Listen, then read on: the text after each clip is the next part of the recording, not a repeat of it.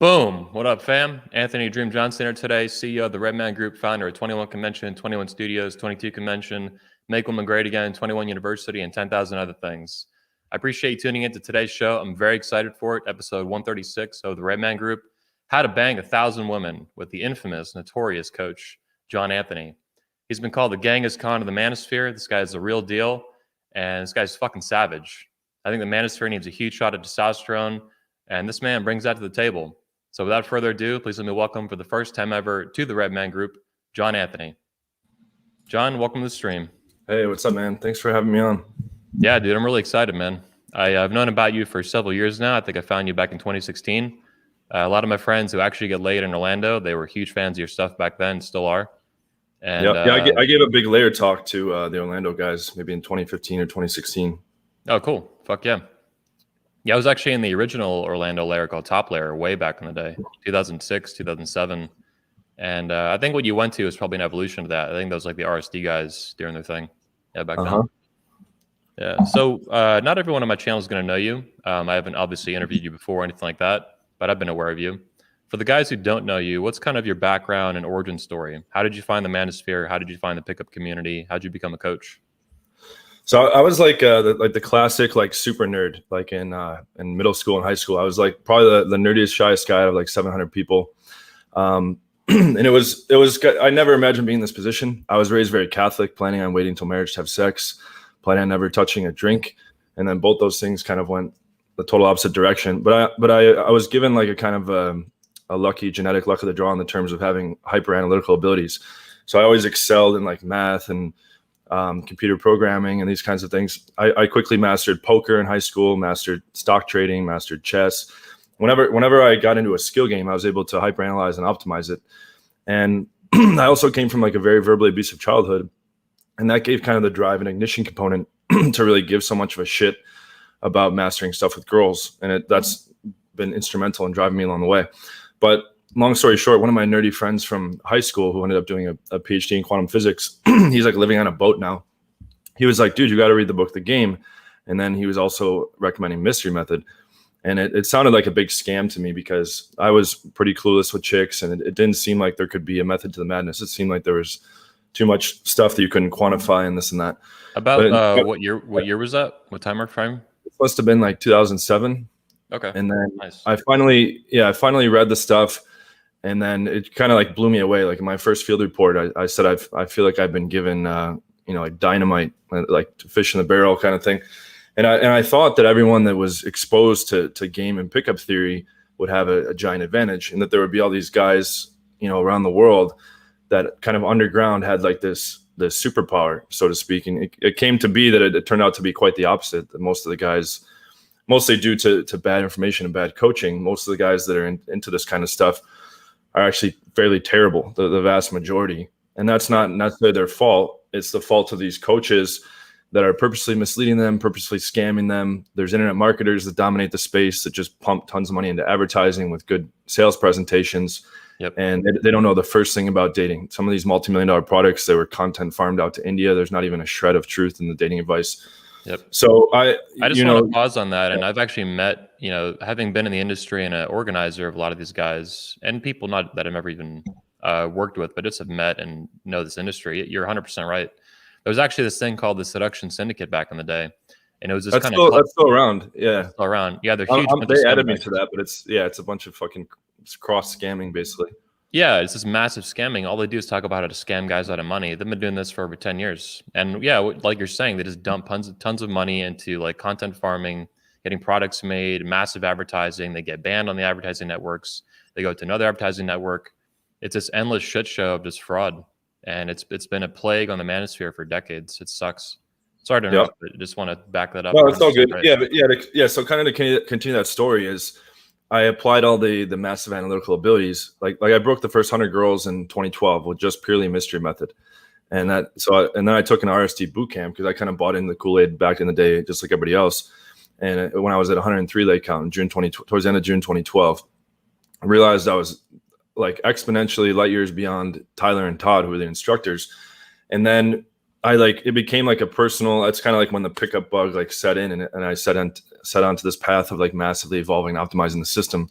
So I show my results graph. Am I able to share my screen and show that graph real quick? I did. If you put a link in, if there's like a link to it, I can do it. I don't know otherwise how you can do it on StreamYard. I don't think so. Okay.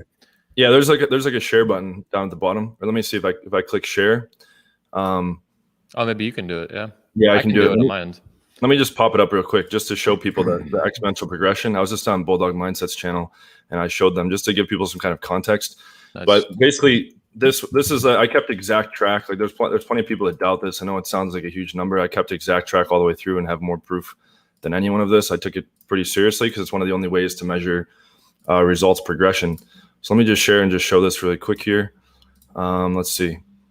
Yeah, I can't see anything yet. Just you. It's going to pop up in a second. Let me know if you can see it. Yep. Yeah. So this right here, it basically took me about 10 years to hit the first 100 girls. Then it was about 100 girls a year for a while.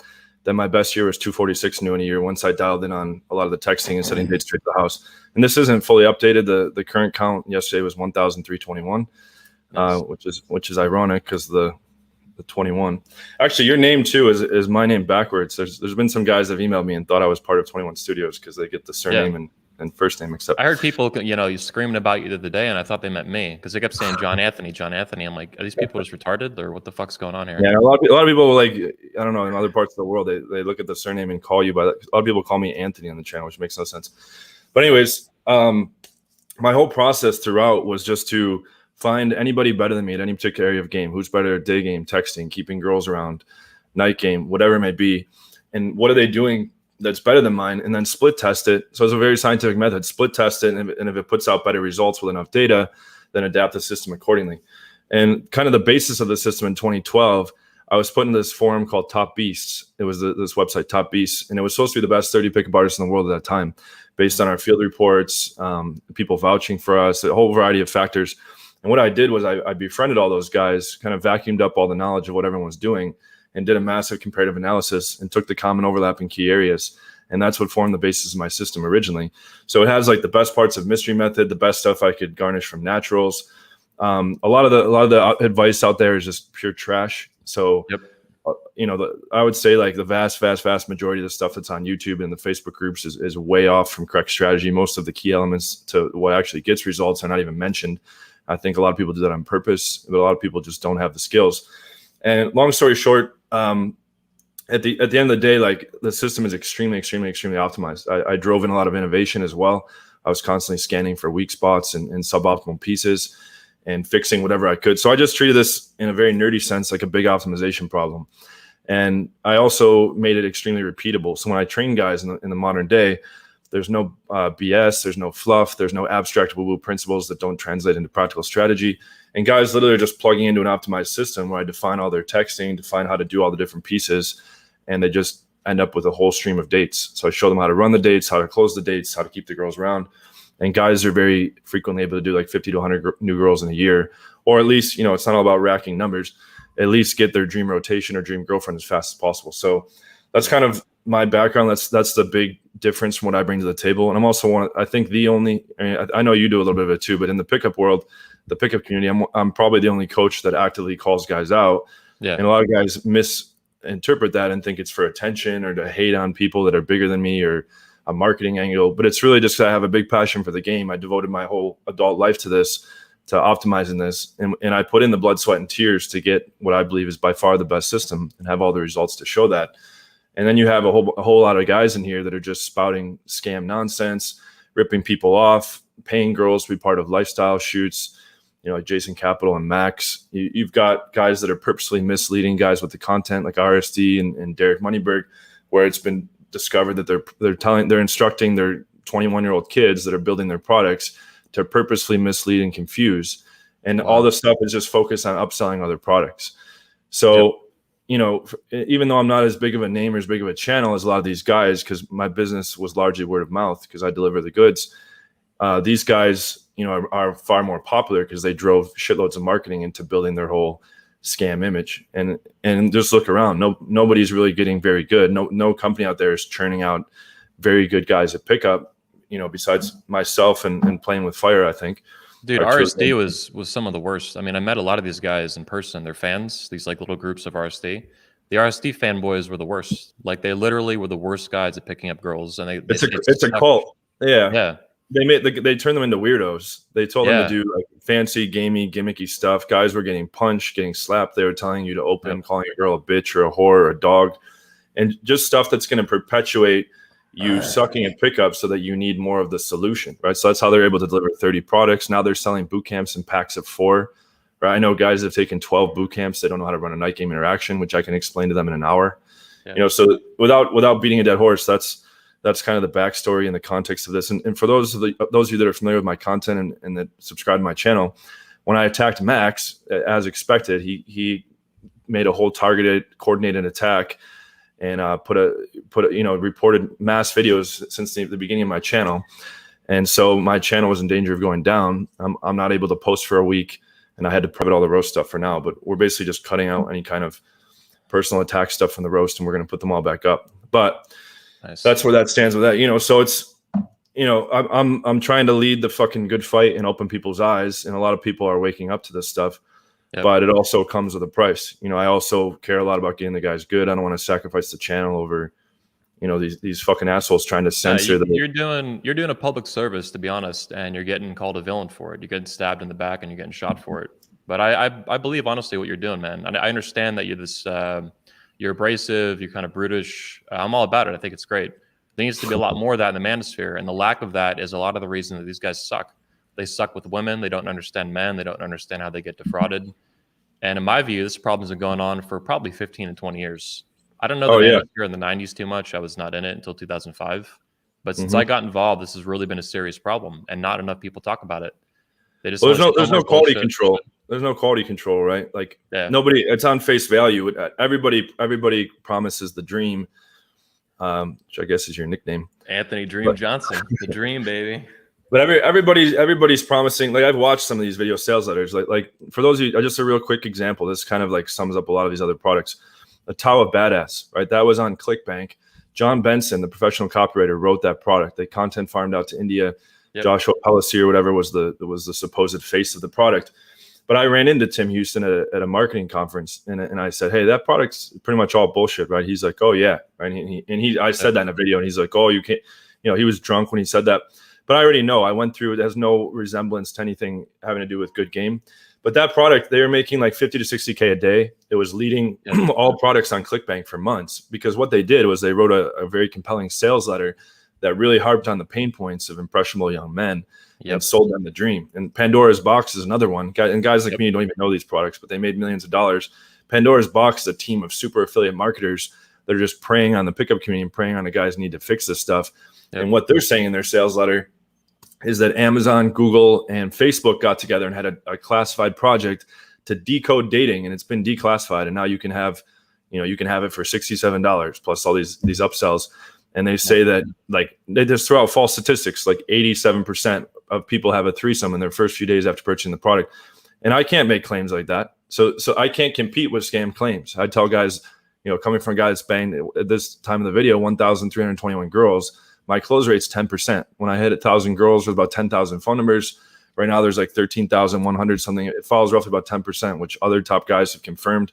Paul Janka said that was about his close rate, and he confirmed that with others. I know Paul. Yeah.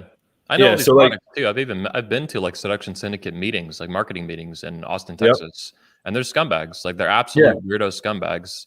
Everything you're saying is honestly true, and it's so fucked up. It's this dark underbelly, mano swamp, this shithole element of the manosphere, this shithole wing of the manosphere, and it sucks. They're pumping shitload. They're literally pumping millions of dollars into paid ads. Like so they're reaching the most people. And if you're a guy that doesn't know any better, you say, "Oh, I know Amazon and Facebook and Google. This must be something that's really solid. Oh, that's not too expensive." Then there's all these upsells and there's recurrences and all these things. But the thing is like I can't claim 87% of people are going to have a threesome. I can't even claim guys are going to close more than 10%. But nobody wants to hear that. Right? Like girlfriend activation system with Christian Hudson, another fucking bullshit product. They said you don't even need to approach. The girls will come to you, right? You just do these things and the girls will approach you. So they're making it, it's like in the fitness industry where you don't need to lift weights, you don't need to eat right. You can do whatever. You just need this pill or this stupid system here. And it doesn't work, but they sell exactly like the easiest path that guys can just say, okay, I don't need to approach anymore. I don't need to worry about approach anxiety. I can have a threesome with 87% chance, right? And then they just fall prey to this stuff. And then they bounce from coach to coach to coach. And I speak to guys every week. Hey, I spent 50 grand on products. I have no results. Hey man, I've been beating my head into the wall for 15 years. I'm ultra depressed. And I fix these things in a matter of a week or two, right? Like I had a virgin client that came to me at age 28. He had taken 6 trainings, like 3 RSD, like a Todd V, natural lifestyle, all this stupid shit. Nobody got him laid. He was super depressed. He was like on the verge of suicide. I walked him through in like, painstaking detail, like how high the odds are that we're going to get him laid. I'm like, dude, literally once you get a pro photo shoot, I have a team of girls pick your top 5 photos. We apply Face App and Photoshop and get those aesthetics maxed out. You plug into my message sequences to go from match to phone number. You plug into my text sequences to go from phone number to date. You're going to have a stream of dates. There's no 2 ways around that. So like at the very minimum, you're going to have a whole bunch of dates, and a lot of them will come straight to your house based on my text sequences. So you literally just have to know how to close at the house and how to run public dates, which we dialed in on. He got his first lay-in day 4, and he rocked the chick in bed on his first time too, because I have a sex training in there. And he said the chick was like, this is the best sex I've ever had in my life. And I just had another guy in the program who was a Virginian, and she said the same thing. These are virgins like knocking out of the park hardcore on their first time ever having sex. And he got 8 lays in the program in 8 weeks. And that's better than most guys that have been doing this for 15 years. Yeah. So yeah, they end up just being dabblers. They float from like, camp to, pickup school to pickup school to pickup school to coach. It's a disgrace. There should only be one training. I tell guys on the calls, you don't need, this isn't like, okay, you dabble in mine or you're on the one part of your journey. I'm going to permanently fix the problem for you, for better or worse. If that's good for business, I don't fucking care. I don't even know how I would teach this stuff in a way that's purposefully misleading the guys. I don't even know how to talk about game and pickup in a way that's like woo-woo or abstract. It's very systematic and strategic to me. So unfortunately too, that's just the norm. It's just an endless cycle of bullshit and word salads and, really vague stuff from keyboard jockeys. This is, 80% of the manosphere has been that, I'd say, for a long time. And it sucks. And I'm really glad you're speaking up and doing something about it. And you take heat for it, massive heat. And that's part of how life goes, man. I have the same issues, Yeah, I've had RSD was pushing all kinds of slander and stuff like that, saying I was a rapist and that I've never been accused or charged with rape. That's a fact. But they push that everywhere, and they push that so popularly. A lot of times my name comes up. Oh, isn't that guy that got in trouble for rape? Never been accused of rape. Never been charged with rape. Right? Didn't one of their coaches, Julian Blanc, talk about raping women, or Tyler get caught on video? Tyler did about some old Field Report post about putting it into a stripper in the morning, and she was like, that was all over CNN and shit too. Yep. Yeah. But yeah, I mean, like I've been invited to conferences and stuff. I saw like RST Papa was on a conference list. He contacted the organizer. Oh, don't let that guy in. He's a rapist, right? Yeah. Never ever been accused of rape. Never ever. In 1321 closes. Never once accused of it. Never charged with it. But that's what they push around. They were telling people for a while that I threatened Owen's kids. I didn't even know he had kids. So they're it's very, very low blow type shady shit. They got my old Facebook group removed. It was just filled with massive content that was super helpful. And I put up a post like dishing all this dirt on different RSD coaches. Group goes down the next day. My Instagram, I put like 200 or 300 closes in a row of proof. And then I was at a conference talk in Poland. I was ripping on RSD Tyler, and I was like, by the way, guys, sign up for my Instagram. Oh, was that 2019, the conference in Poland? Yeah. Oh, yeah. We had one in Poland too in July. I think that was right after us in August, right? Yeah. Yeah, I heard about those guys. Yeah. But yeah, my Instagram went down during the talk.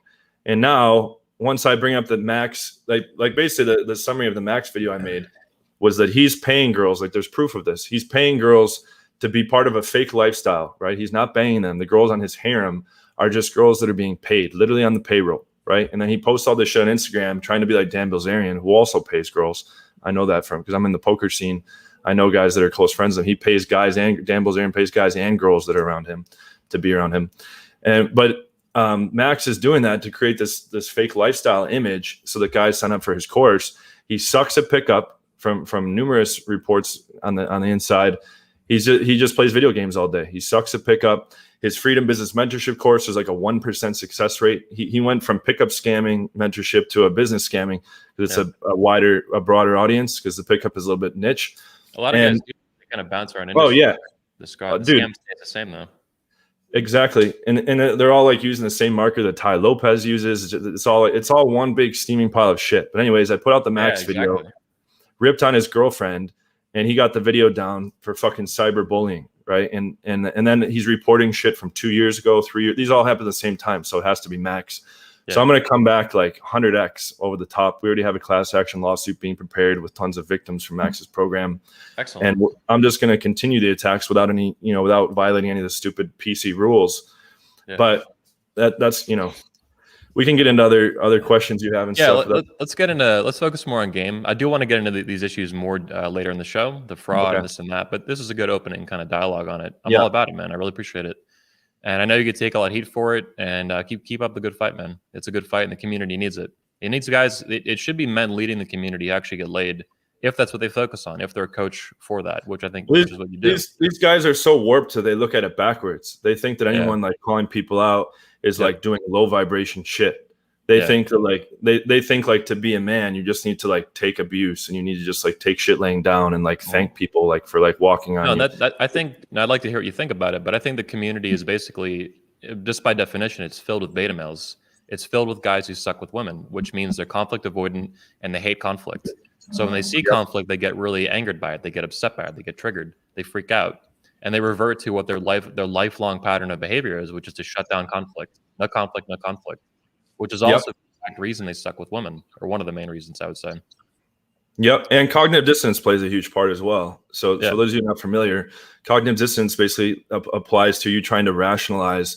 Like, let's say like when I attack RSD Tyler, right? Guys have come to worship them. I talk to guys that think he's at like 5,000 lay count. They have posters of him on their wall. They think like Tyler is like, second to like Jesus Christ. And when I show all the subjective reasons of lying, of scamming, of purposely misleading, of being in bed with like all the fucking scammers, and him just focus on extracting as much money as possible from these guys, and that's his only focus. I've talked to his own instructors, guys that have retired from RSD, guys that you haven't discussed yet. I know a lot of these guys, and they've told me flat out Tyler's a massive fraud. Like, he does not get laid. He lies. He's gotten laid. I mean, he's not a virgin, obviously, but he lies on his own conferences. He lies to his own guys, and he rationalizes it. They'll be out with him the night before. He won't bang a chick.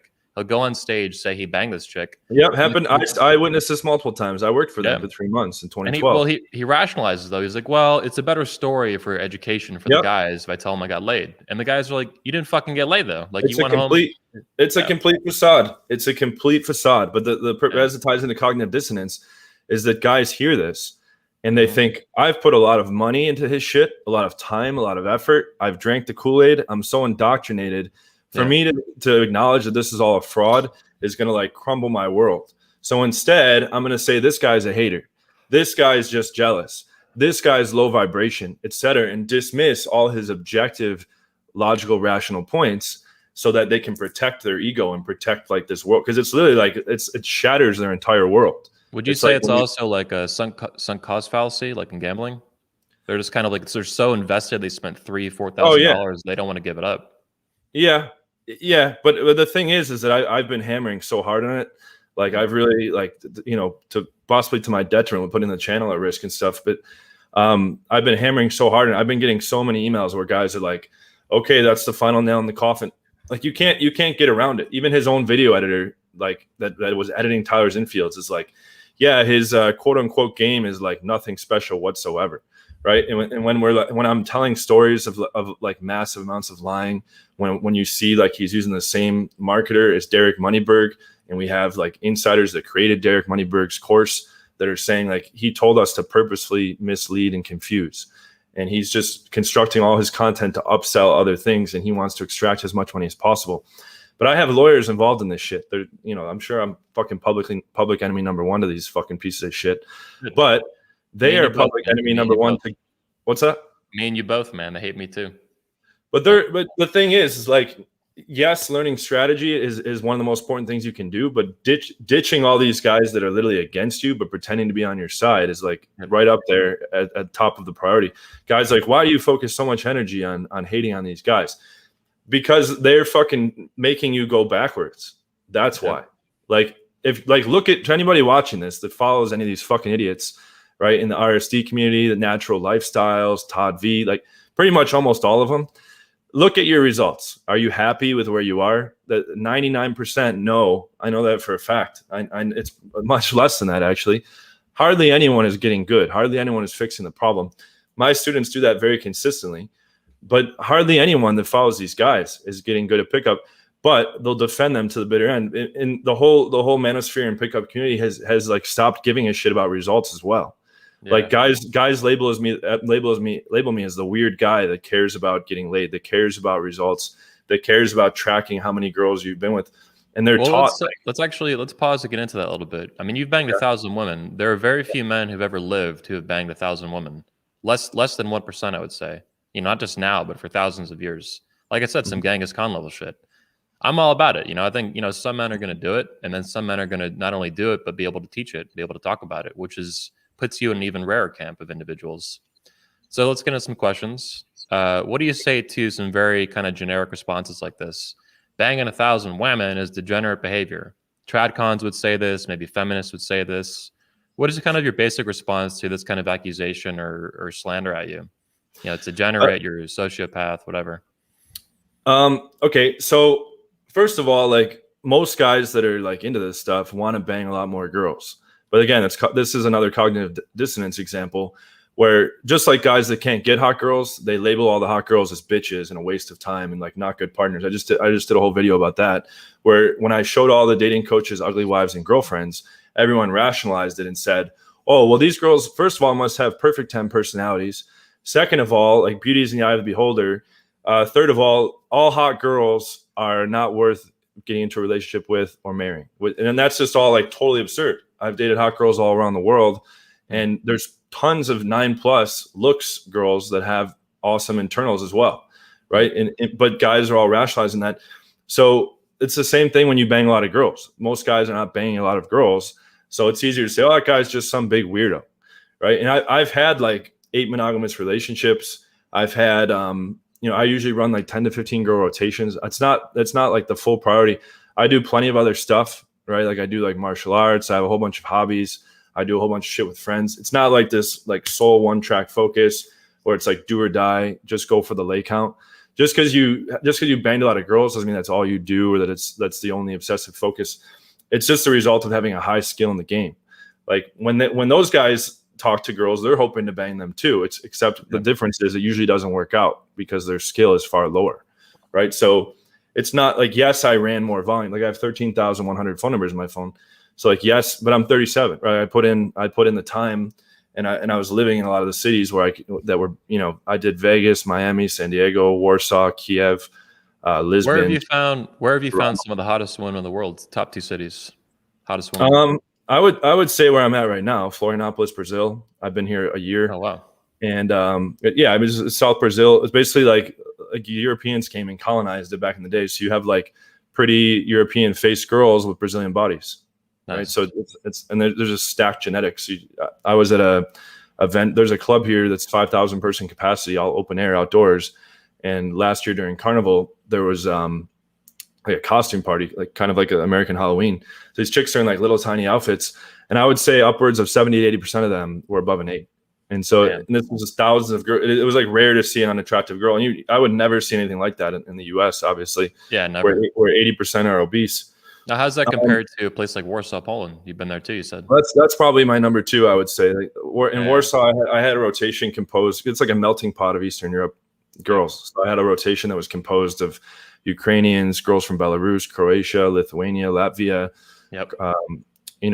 I love Warsaw, man. Spent a month in Warsaw in 2019. It's beautiful. It's unbelievable woman. It's amazing. Yeah, I was there for over a year. Yeah, and you can go literally months sometimes without seeing someone overweight. It's like almost like seeing someone in a wheelchair, which is fucking crazy. Because then I land back at home for Christmas or some shit, and it's like being on another planet. There's like creatures walking around. They're just fucking disgusting. Dude, I came back from Poland, and my first stop in America, the layover was in Chicago, the airport. And I get back, and I see all these fat women in fucking yoga pants and sweatpants, and it smells like McDonald's. You just fucking smell it. And it's the opposite of Poland and Norway and these countries in Europe, where the women, none of them are fat. A lot of them are really, really hot, and it doesn't smell like fucking McDonald's and sweatpants everywhere. The difference is massive. And it's not just a physical thing. I have a video on my channel, on my John Anthony Lifestyle channel, that's called like Eastern versus Western women, and I basically like coming to mind at random order. They're more feminine, they're more elegant, they're more respectful, they flake less, they play less games, they take better care of you, et cetera, et cetera. If you search for Eastern versus Western, you might have to do a search. I think it's like a year and a half old or so. They're just type Eastern. But all the internal, there we go, top one there. All the internals are, it's such a massive difference. Like there's such better quality women internally and externally. Like once you have a taste of that, there's like no reason to ever live in America again. Like for those of you that are in America, but that's why it sucks. COVID is. I wanted to spend a couple months in Europe again last year, and then fucking COVID hit and fucked all that up. So I was like, God damn it, because I heard about this for years, right? The Eastern European women are beautiful, amazing inside and out. And I'd been to Europe before, but not Eastern Europe. I'd been to Scandinavia, I'd been to Western Europe and shit. So I'd seen like a tiny bit of this, but it was nothing like what I saw in Poland. Amazing. Yeah, and yeah, it's hard. Yeah. It's hard to go back to America. It sucks. It's a bunch of fat spanks. Yep. Did you get a chance to interact with many of the internals too, besides just looking at them? I fucked a couple women when I was there. I went to Krakow too in the South. I wanted to do the 21 convention in Krakow in 2020, but then COVID hit, fucked that up. And maybe we'll do it this year, but probably not because that shit's still fucked. But I love it. Yeah, Krakow's more of a student town, I guess.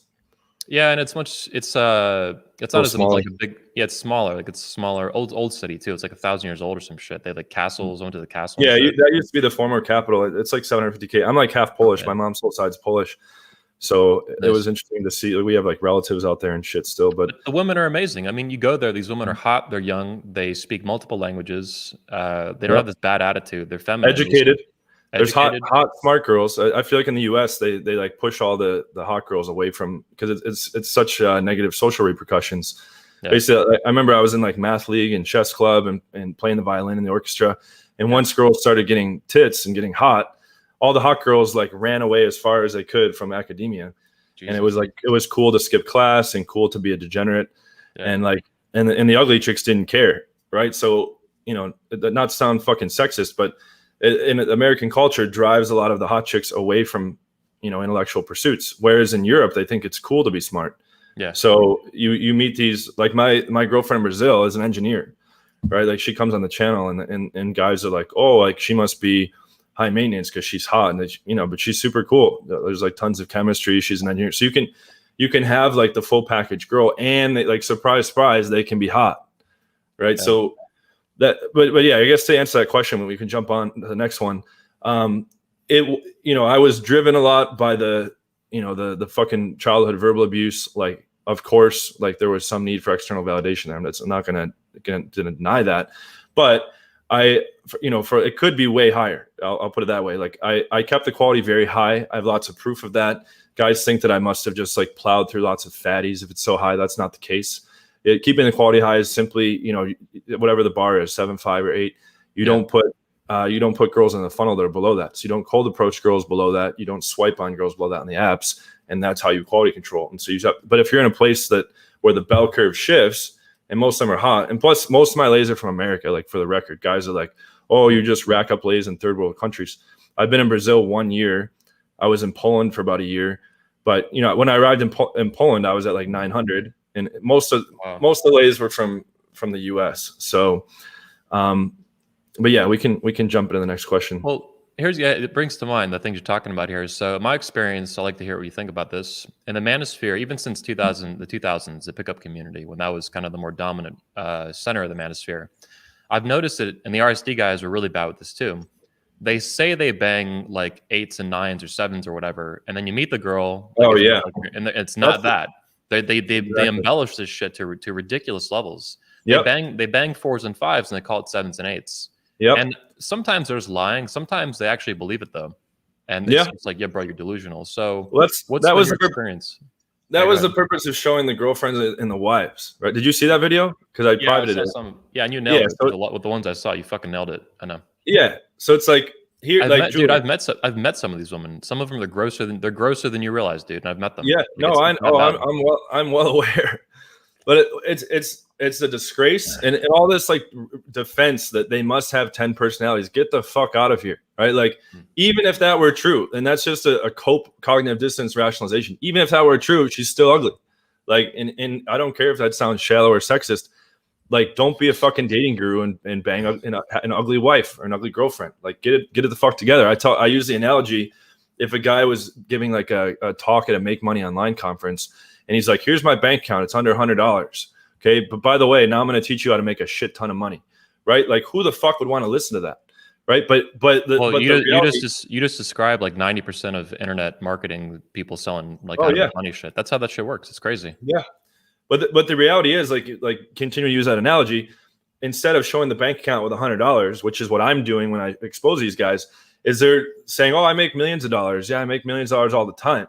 And then what that does is it makes people actually pay them so that they can get the millions of dollars, right? Like Max hires these girls for the lifestyle shoot. Jason Capital was found out by Manhor to be hiring girls $400 to come be part of a lifestyle shoot. He puts that shit on Instagram. I know Manhor. Manhor is an old speaker at 21 Convention from way back. I lived with Manhor. I actually got him arrested for assault in 2013. Oh my god, what the fuck? Whoa, I haven't talked to him in a long time. I was not aware of this. Jesus Christ. I moved. He hit me up like back when I was like coming up in the forums. He's like, dude, I think you might be the best guy in the world of this stuff. He's like, I want you to come and live with me in Vegas. And I was like, I thought he was cool at that time. And this and that, and we lived together, and then I was like outshining him, and he's like, I'm supposed to be the I was getting a lot of attention, and we had a falling out, and then it kind of like escalated, and then he actually hit me in a casino in Vegas, but he had been like piling on numerous threats for weeks and months, trying to like terrorize my life, and so when he hit me in an area with a camera, and the security saw it, and they're like, do you want to press charges? And I only pressed charge, not to be a fucking dick, that's not my nature. But just to fucking end the terrorization, right? Mm-hmm. And then, surprise, surprise, 2 weeks later, Derek Moneyberg comes to town. Hey, I'm in town. Don't let anybody know I'm here. And I get arrested. Okay, and that's the only arrest I've ever had in my life. And that fucking destroyed my entire reputation. And it's a whole nother fucking story. But everything points to a setup. And the key witness in that case was found dead, a 28-year-old. And these motherfuckers, like, I'm very, I don't want to get into different legal aspects on the channel, but let's just say that that was a setup, and they're still out free, walking around free. Damn. Here's a question: you fucked over 1,000 women. 1,321 is the number, right? Yep. It's a hell of a number. 21's a great number. End with that. Thank the girl from last night for that one. That was It slowed way down because I'm living with a girl I'm normally with a lot. We have like 9 girls in threesome rotation. I've got 15 regulars on the side for one-on-one stuff. And there's 3 hot girls living in the house. So it's on-demand threesomes and foursomes. But the girls in the house know that I have my own side shit, and I have the threesome rotation, and my girl does pick up with me. So it's kind of the best of all worlds here. They probably figure this out when they meet you. I mean, this is like they sniff it on you. They smell the vagina juice on you. This is how women are. Yeah. They smell it. They smell it a mile away. I hear that a lot on first dates. I get branded as a big player right away. I don't talk about banging a lot of girls to these chicks. When they ask if I'm seeing other people, I tell them I'm always busy with work, which is technically true. Jesus. And the frame is always, I don't think it's good to put out a fuckboy frame to these girls. If they ask me how many girls I've been with, I say I don't keep track. Probably like 15 to 20. I just give them the acceptable standard answer, right? But that's exactly what a fuckboy would do, though. They know that. They're like, oh, this guy knows. A lot of guys they see right through it, man. Yeah, bragging is stupid. Yeah, this is great. What was the question? You had a question tied to that? Yeah, my question is: you fucked over 1,000 women. What are some of the craziest stories, like maybe top 1 or 2, that you can share on the air? Because obviously, look at that many women. There's probably stuff you can't share. I know I have stories like that. I'm writing a book. I'll put it this way: like it was like living like a rock star. I lived in all like the party cities around the world. I got connected up with a lot of the best guys in the game, which, this sounds arrogant and all this stuff, but I still see myself as very far ahead of almost everybody else. There's the next best guys I know in the game have real lay counts of around like 600 to 700 now. So I'm almost like double that, and that's not to say there's not guys with higher counts than that. There's plenty of celebrities and athletes and stuff like that, but guys are have you heard of Ratis? Jared Dwyer, Ratis? Yeah.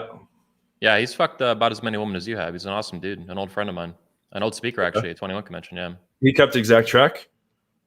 I don't know if he kept exact track, but I saw him mow down 50 women in 6 months at my house. We lived together. That's solid. He's a beast. The last I checked in was in like 2016, and he was like 700-800. So he was he reminds me of you a lot. You and him would get along, I think, in real life really well. I don't know if this is good of a. How old is he? He's probably a little bit older than you, probably like 39 at this point. I'd have to kind of. He's older than me by a while, by considerable amount. Yeah, I don't doubt it's been a lot, but anyone that wasn't keeping exact track, usually there's like vast overestimations is what I've found in most cases. Like a lot of guys, because it seems like you've banged a shit ton, right? Like, but if you're unless you're keeping exact track. This guy really has, like, I saw it with my own eyes, like 50 of them in 6 months. Yeah, link me up. I'm always curious to connect with those guys. I'll send you his speeches. He's fucking savage, man. But I don't know if I think are good. Just from what I'm getting, I suspect you are good at coaching, like you're saying, and it's a rare talent to have both, to be able to mow down that many women with that much focus. Well, the thing is, methodology too. Yeah, the thing is, I'm like a hyper analytical machine. Like my big interests outside of pickup are like health and longevity optimization, like nanotechnology, artificial intelligence, robotics, molecular biology, genetics, all these super quantum physics. I'm really into all that, like the singularity, like the technological singularity with advanced artificial intelligence overtaking. I'm still deep down like a super closet nerd, right? But I love optimizing systems, right? And this, poker and chess were very, very fun to optimize, but nothing beats the game, right? With the real life interactions where the reward is hot chicks and vagina, and like, that's what I was trying to allude to before, is there's so many stories. I'm writing a book. There's so many stories, like almost every night out is an adventure. Like when you're going, even if you don't get laid, there's usually some kind of fucking crazy shit that happens. If I had to think of, it's hard to pinpoint. You're just looking for like shock value or like outrageous. Yeah, just outrageous shit. I mean, you've been through a lot. I have no doubt just talking to you, like a lot of shit. So what is maybe like one or two stories that are just fucking nuts? What are they going to read in your book, for example? Let's see. So yeah, a lot of crazy shit happened in Vegas. When I lived in Vegas in 2013, it's because basically like, nobody, it's like the city never sleeps. It's just all like mayhem at all hours. There's a lot of crazy shit that happened there. I tried to like max out, like see what I could do in a weekend. I went to Charleston, South Carolina. Yeah. It must have been January of last year, right? So January 2020. And I like switched my Tinder to the city beforehand, and I was like, all right, I'm gonna see like how many I can physically bang in a weekend. Nice. Right. And so I went there, and we also hit clubs, and like I did a lot of approaching and stuff like that. And it was just like balls to the wall, like trying to get most of them to just come straight to the hotel, and like just really like trying to max out as like a test. And in 3 days, I'm getting 18 lays. Right. And I have a whole video about it, like detailing it all. Jesus.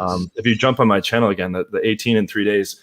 Which, are you popping in Viagra and shit, or just going, or like how is this going down? The only thing I do for like sexual performance, I've actually never tried Viagra or Cialis just because of the negative health aspects. Just maca, right? So I take typically like this one's a 750, but usually it's a 500 gram dose. I take like 2 of those in the morning, and then I take 2 more between every girl. So like between every new girl, but you can without any problem shoot like 10 plus loads a day. Like it basically, I'm sure but it increases libido, strengthens like erection strength, decreases recovery time, increases stamina, et cetera. So I'm 37, right? And I actually just started TRT like 2 years ago, the testosterone replacement, just because my values were like upper 200s at that time. And I think I honestly probably fucked my endocrine system from just all the nights. There was so many late nights in the club, and I was like binge drinking for 15 years. I quit drinking about 1.5 years ago now, but I was in the clubs binge drinking. I was going as hard as I could with the game for many periods of my life where I was sacrificing sleep and nutrition, all those other things. So my testosterone was like at one point was the level of like almost a 90-year-old man. So that's why I started the testosterone replacement. But we have a question from the audience here we can hit, actually, from James Neal. How do you protect from STDs? And I've heard you've had a vasectomy too. Is that true? Yeah, I got a vasectomy in 2014. I got 3 girls pregnant in 2014. I don't have any kids that I know of, but I got a Czechoslovakian girl pregnant. We went like 8 or 10 rounds, like in a basically one night stand environment. And then she like ghosted, ran into her club like 2 months later, and so I got pregnant. I didn't know how to tell you. I was really, it was like a traumatic thing. But I got an abortion already. And then I got this Ethiopian girl pregnant, and she had an abortion. And then I got a Peruvian girl pregnant that same year, and she wanted to keep the kid. And it was like a month of like, very stressful arguing back and forth. And she finally got an abortion, and I was like, all right, enough is enough. This is irresponsible. And there's a lot of myths around vasectomies. Most people think it's a permanent thing, or that it's gonna make you less of a man or something like that. All it does is permanently block the vas deferens. Well, not permanently. It's reversible. That's like the other thing. So it can be reversed, but you can also freeze sperm, and your sperm is more vital when you're younger. So I froze sperm when I did it at 2014. So I have sperm from when I was 30, and you still produce sperm. It just doesn't go into your semen, and your semen is like 5% sperm. So it's like the same loads, like your libidos, everything's the same. It's just like a foolproof condom, right? So I do tend to go raw with a lot of the girls, but that being said, I've only got chlamydia 3 times and nothing else. So chlamydia, and none of the 3 times were there symptoms. It was just caught with routine testing, and it was gone in 1 week with a Zithromax pill. And like really the biggest effect it had was having to tell the rotation, and whoever wasn't seeing, whoever was just seeing me, then they knew it came from me, and that would cause some problems. In my understanding, the STDs are obviously a serious thing, but they're way overblown. Like way overblown. Yeah, I have a whole video about it on my channel where I go through all the statistics. Basically, everything's curable except for AIDS and herpes. HIV is largely in the gay community and in the drug using community from unprotected anal sex. So basically, if you're not doing unprotected anal, and you're not hanging around with drug users, the odds are extremely low that you're going to ever catch HIV. That being said, there are things that prevent HIV as well. There's a daily thing you can take that prevents it. With herpes, the vast majority of the population has it and never shows symptoms. So, there's all different kinds of variations of that. But I have a couple of advanced friends in the game that caught herpes, and they just take whatever the fucking herpes medication is. They just take that. Like, you can take a preventative dose so you never have an outbreak. So I think STDs are like extremely, extremely overrated. Not to say that they don't exist and this and that. And, the kind of the counter argument could be like, oh, well, it's irresponsible to be passing, like, if you're asymptomatic, like, how a lot of people have HPV, but it's not as dangerous for a man. Like I actually check it there's no way to check it though if you're a man, right? There's no test for it. There is. No, there is. That like there's certain strains that they can test for. Like they found that I have that as well, but I think it's like 80 and 90% of people have it. And that, like, if that's passed to a woman, like, she can potentially get cervical cancer, but women can get checkups and stuff like that for polyps and this and that. So, most guys think just due to misinformation that a vasectomy is permanent, and that if you have unprotected sex that you're going to just, get some crazy thing and it's going to be life-changing. They also think condoms are like perfect, that they protect you from everything, which is not true. You can get herpes from a girl's leg. If she has that on her fucking leg and you rub against her leg, it's skin to skin. It's not like dick to vagina. I think condoms are like bulletproof, and it's not even remotely like that. But then at the same time, STDs are overblown, so it's this cloud of clusterfuck of misinformation. I'll put it this way: most of the advanced guys I know, like 400 to 600 count range guys, most of what's called not herpes. What the fuck's it called? Chlamydia. 2 to like 7 times. And one of my friends caught it like 7 times. Oh fuck! So that seems to be like the main one. It's the most common, yeah. Yeah, like I had a buddy. We were on like we were running a tour. We did like Vegas, like a boot camp tour. We did like Vegas, LA, Miami, New York, and London. And we both in Vegas. We went to we did this in LA. We went to the fucking clinic together because we were both getting like chlamydia, we thought we had chlamydia. We just got the shot anyways because we hadn't had an STD test in like 6 months, but we like did a whole video on it. But that's really like the main one, and it's like it's like less than like a common cold. Basically, it's because it's gone in a week. You take one pill, it's gone in a week, right? So, and you usually don't have symptoms from it. So yeah. This is fun, man. This is great. I think a lot of guys, this is a window into what it's actually like to be a player. And in the manosphere, it's hard to find this. Like, most guys don't operate like this. You're savage, and this is what it's like, man. You live this life, and people need to see it. They need to understand it, I think. It's so few and far between. It's very, very few and far between. I think I can count the number of extremely good guys on one hand. Someone said, what about hepatitis C? I think there's a vaccination for that. I think that's what Tommy Lee or Pamela Anderson caught. I'm not super familiar with it. It's definitely dangerous, but I think the treatments for it have been getting a lot better in recent years. I'm not 100% on that. People can look that up. And as a side note, and God forbid, ever do catch HIV or something like this, but I had a friend, an Italian friend, who did like a PhD on HIV, and this was back in like 2012. And he's like, let me put it this way: he's like, if you were to catch HIV, you're going to live a long, healthy life. He's like, they typically live even longer than most regular people. First of all, the treatment stuff is so good now, and second of all, the person's like extra health conscious. Not that I would ever want it, but if you look at the real stats, unless you're doing raw unprotected anal sex, it's even if you bang someone like vaginally that has it unprotected, it's like incredibly unlikely to get it. Yeah, and just to be clear, we're not doctors on this show. This is not medical advice. Yeah. This is just information and discussion. So I'm not legally liable for any of this shit. Yeah, a good point though. Magic Johnson's had HIV for 30 years. Yeah, I'll try to pass on that. Like I've banged about 10% of what you've banged, and I'm pretty happy with that, being in triple digits. I don't have any desire to hit 4 digits. That's champion level shit. That's like legend shit, legend status, legit. Respect to that. But if I end up banging, 187 women in my lifetime or 212 or something like that, I'm fine with that. I want to build a family, so my goals are maybe a little bit different than yours. I don't know if you have. Well, I don't have a big lay count as a goal anyway. Like that's kind of a misinterpretation. Like I did have 100 as a goal like back in the day, and I thought that was like impossible as a lifetime goal because it's all relative. It seems like a very daunting number, but now the average American man has a lay count of 7. 7. Mm-hmm. It's crazy. 7 over a fucking lifetime. 7. Yep. You've banged more than that in a weekend. Yep. That's hysterical. It's sad.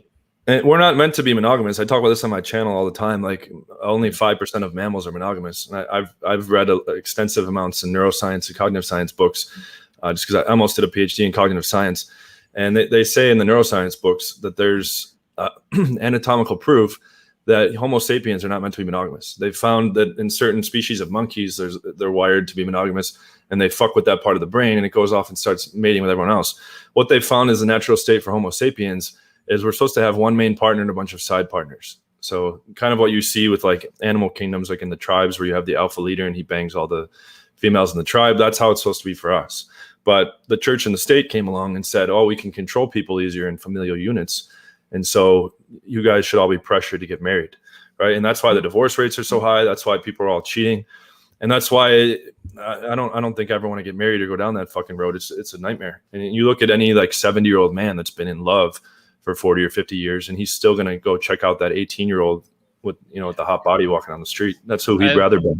And in a generalized sense, I don't disagree because it's super dangerous, especially today. I mean, men are getting divorced, raped. Kanye West is about to get divorced, raped. Jeff Bezos, CEO of Amazon, is about to retire from CEO, whatever. But that dude lost billions. Mackenzie Bezos is the richest woman in the world right now. Yep. Just because of that.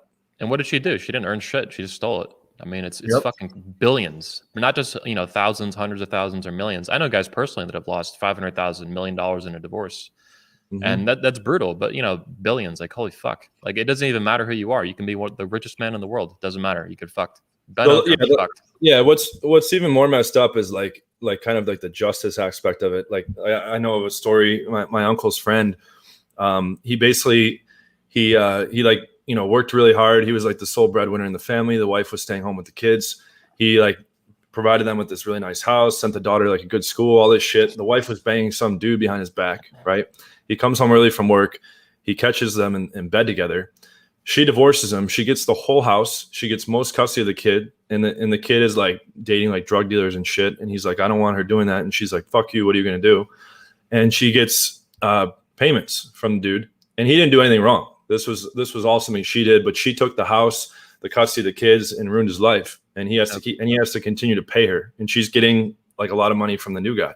Dude, I live in Florida. And in Florida, they have lifetime alimony. Same with California. Lifetime. It's forever. It almost got changed a couple years ago, but then it failed at the last minute. The governor vetoed it or something. Rick Scott back in the day, loser.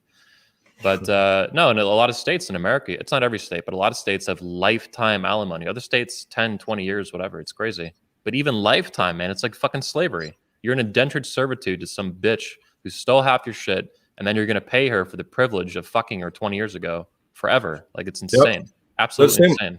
Same with child support. My best friend in college, he had a one-night stand with a chick that was like a little busted. He was wasted. Chick said she's on the pill, and it's okay to come inside. He comes inside. 5 years later, him and I were on a trip in London on a vacation. He gets an email. Oh, I had the kid. Don't worry, I'm not going to come after you for child support. We get back. How'd that end up? He gets a court order, DNA tested, it matches. The judge orders 4 years, whatever, 4 or 5 years back child support, and he's got to pay payments until the kid's 21. Yep. So, and he's never met the kid, never wants to. She's raising it with another dude. It's just like a 25% dock in his income for 21 years. Yeah. From a one-night stand. And guys are like, oh, but I don't want a vasectomy. It takes 15 to 20 minutes. It's local anesthetic with a micro incision. There's no pain. There's minor discomfort, after the procedure for like up to a week. Who gives a shit? And it's like under $1,000 or like free with insurance. Honestly, I'm a little more. I do something similar. I don't know vasectomy, but I'm kind of more. What do you call it? Like a wild gun with it.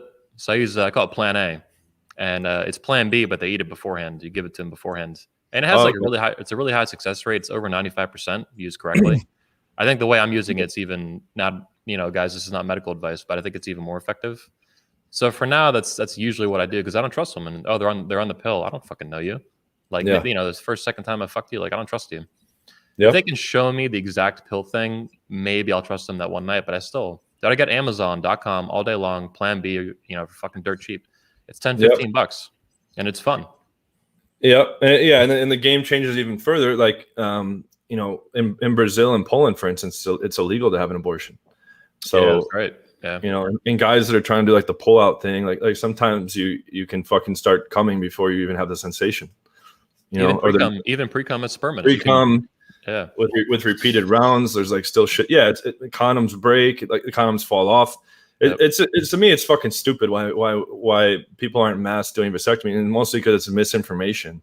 Most people think, well, I want to have a family someday. Oh, surprise, surprise! Not only can you still have a family, but you can preserve your sperm when it's at its healthiest level before there's more like genetic damage and all. There's just so much stupidity and misinformation out there. It's insane. Now with vasectomies, though, I understand the sperm is pretty reliable, freezing it, but is the reversal 100%? I've heard it's not 100%. My doctor that I went to, one of the top doctors in the U.S. His reversal rate's 97%. Okay. And he said he can reverse it any time, but if you freeze sperm, then you can just use the frozen sperm. Which, if I were to ever have kids, which I'm leaning towards a no, but if I ever do want to have kids, I would do the thing of playing God. I don't believe in God anyways, but I would match up like a sperm egg pair that had the most desirable. First of all, you can weed out genetic diseases, and so you can weed out Down syndrome and all, these other different syndromes. But you can also choose the height. You can see 3D models of the face across its whole life. It's all information and encoded in the genetics. You can know its voice tone. You can like literally, it's like Build-A-Bear. Like you can, I stay up to date on a lot of these genetics things.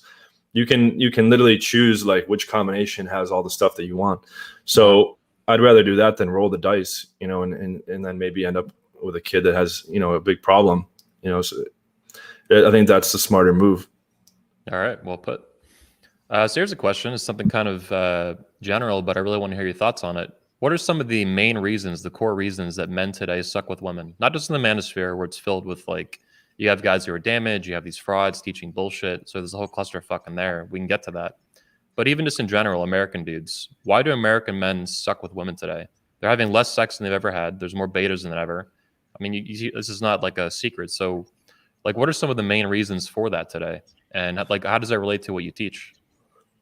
Well, our generation, like we had, it's like in Fight Club, we have no fucking great war. Men are not working with their hands like they used to. Lots of men have become very soft. The women have become like extremely empowered and are walking all over them, and guys aren't standing up for themselves. A lot of guys have poor male role models growing up, right? So they don't know what it means to be a man. They haven't had to, put in blood, sweat, and tears like our grandfathers and shit. Where a lot of them were doing hard labor jobs, working long hours, fucking, walking to work, all kinds of hardships being endured. And guys nowadays like are inconvenienced, like getting off the fucking couch to go microwave a meal or something, right? So I talk extensively on my channel about how a lot of guys are pussies and don't stand up for themselves. Like a lot of guys couldn't last in a fight. A lot of guys just let people walk all over them. And yeah, of course, these role models they have are in the same boat, the same beta fucking boat, proclaiming to be these master alpha. Like RC Tyler is my favorite example. This is about like he's like the classic stereotype about as beta of a guy as you can get. That's like putting on like the most full try hard attempt to be the coolest guy ever and just failing, like flat failing. like the camo shirt and like the indoor sunglasses and the dog chains, the dog tag shit, and like rocking flannel shirts. And he thinks this massive charisma to this cult following that he's like massively misled with countless lies and building of a facade, replaces he's only alpha to them and only through a delusion, right? Girls see right through that shit. I have videos where I'm like, hey, and it's not staged either. I'm like, hey, look at this guy in a video for a few seconds. Tell me your thoughts.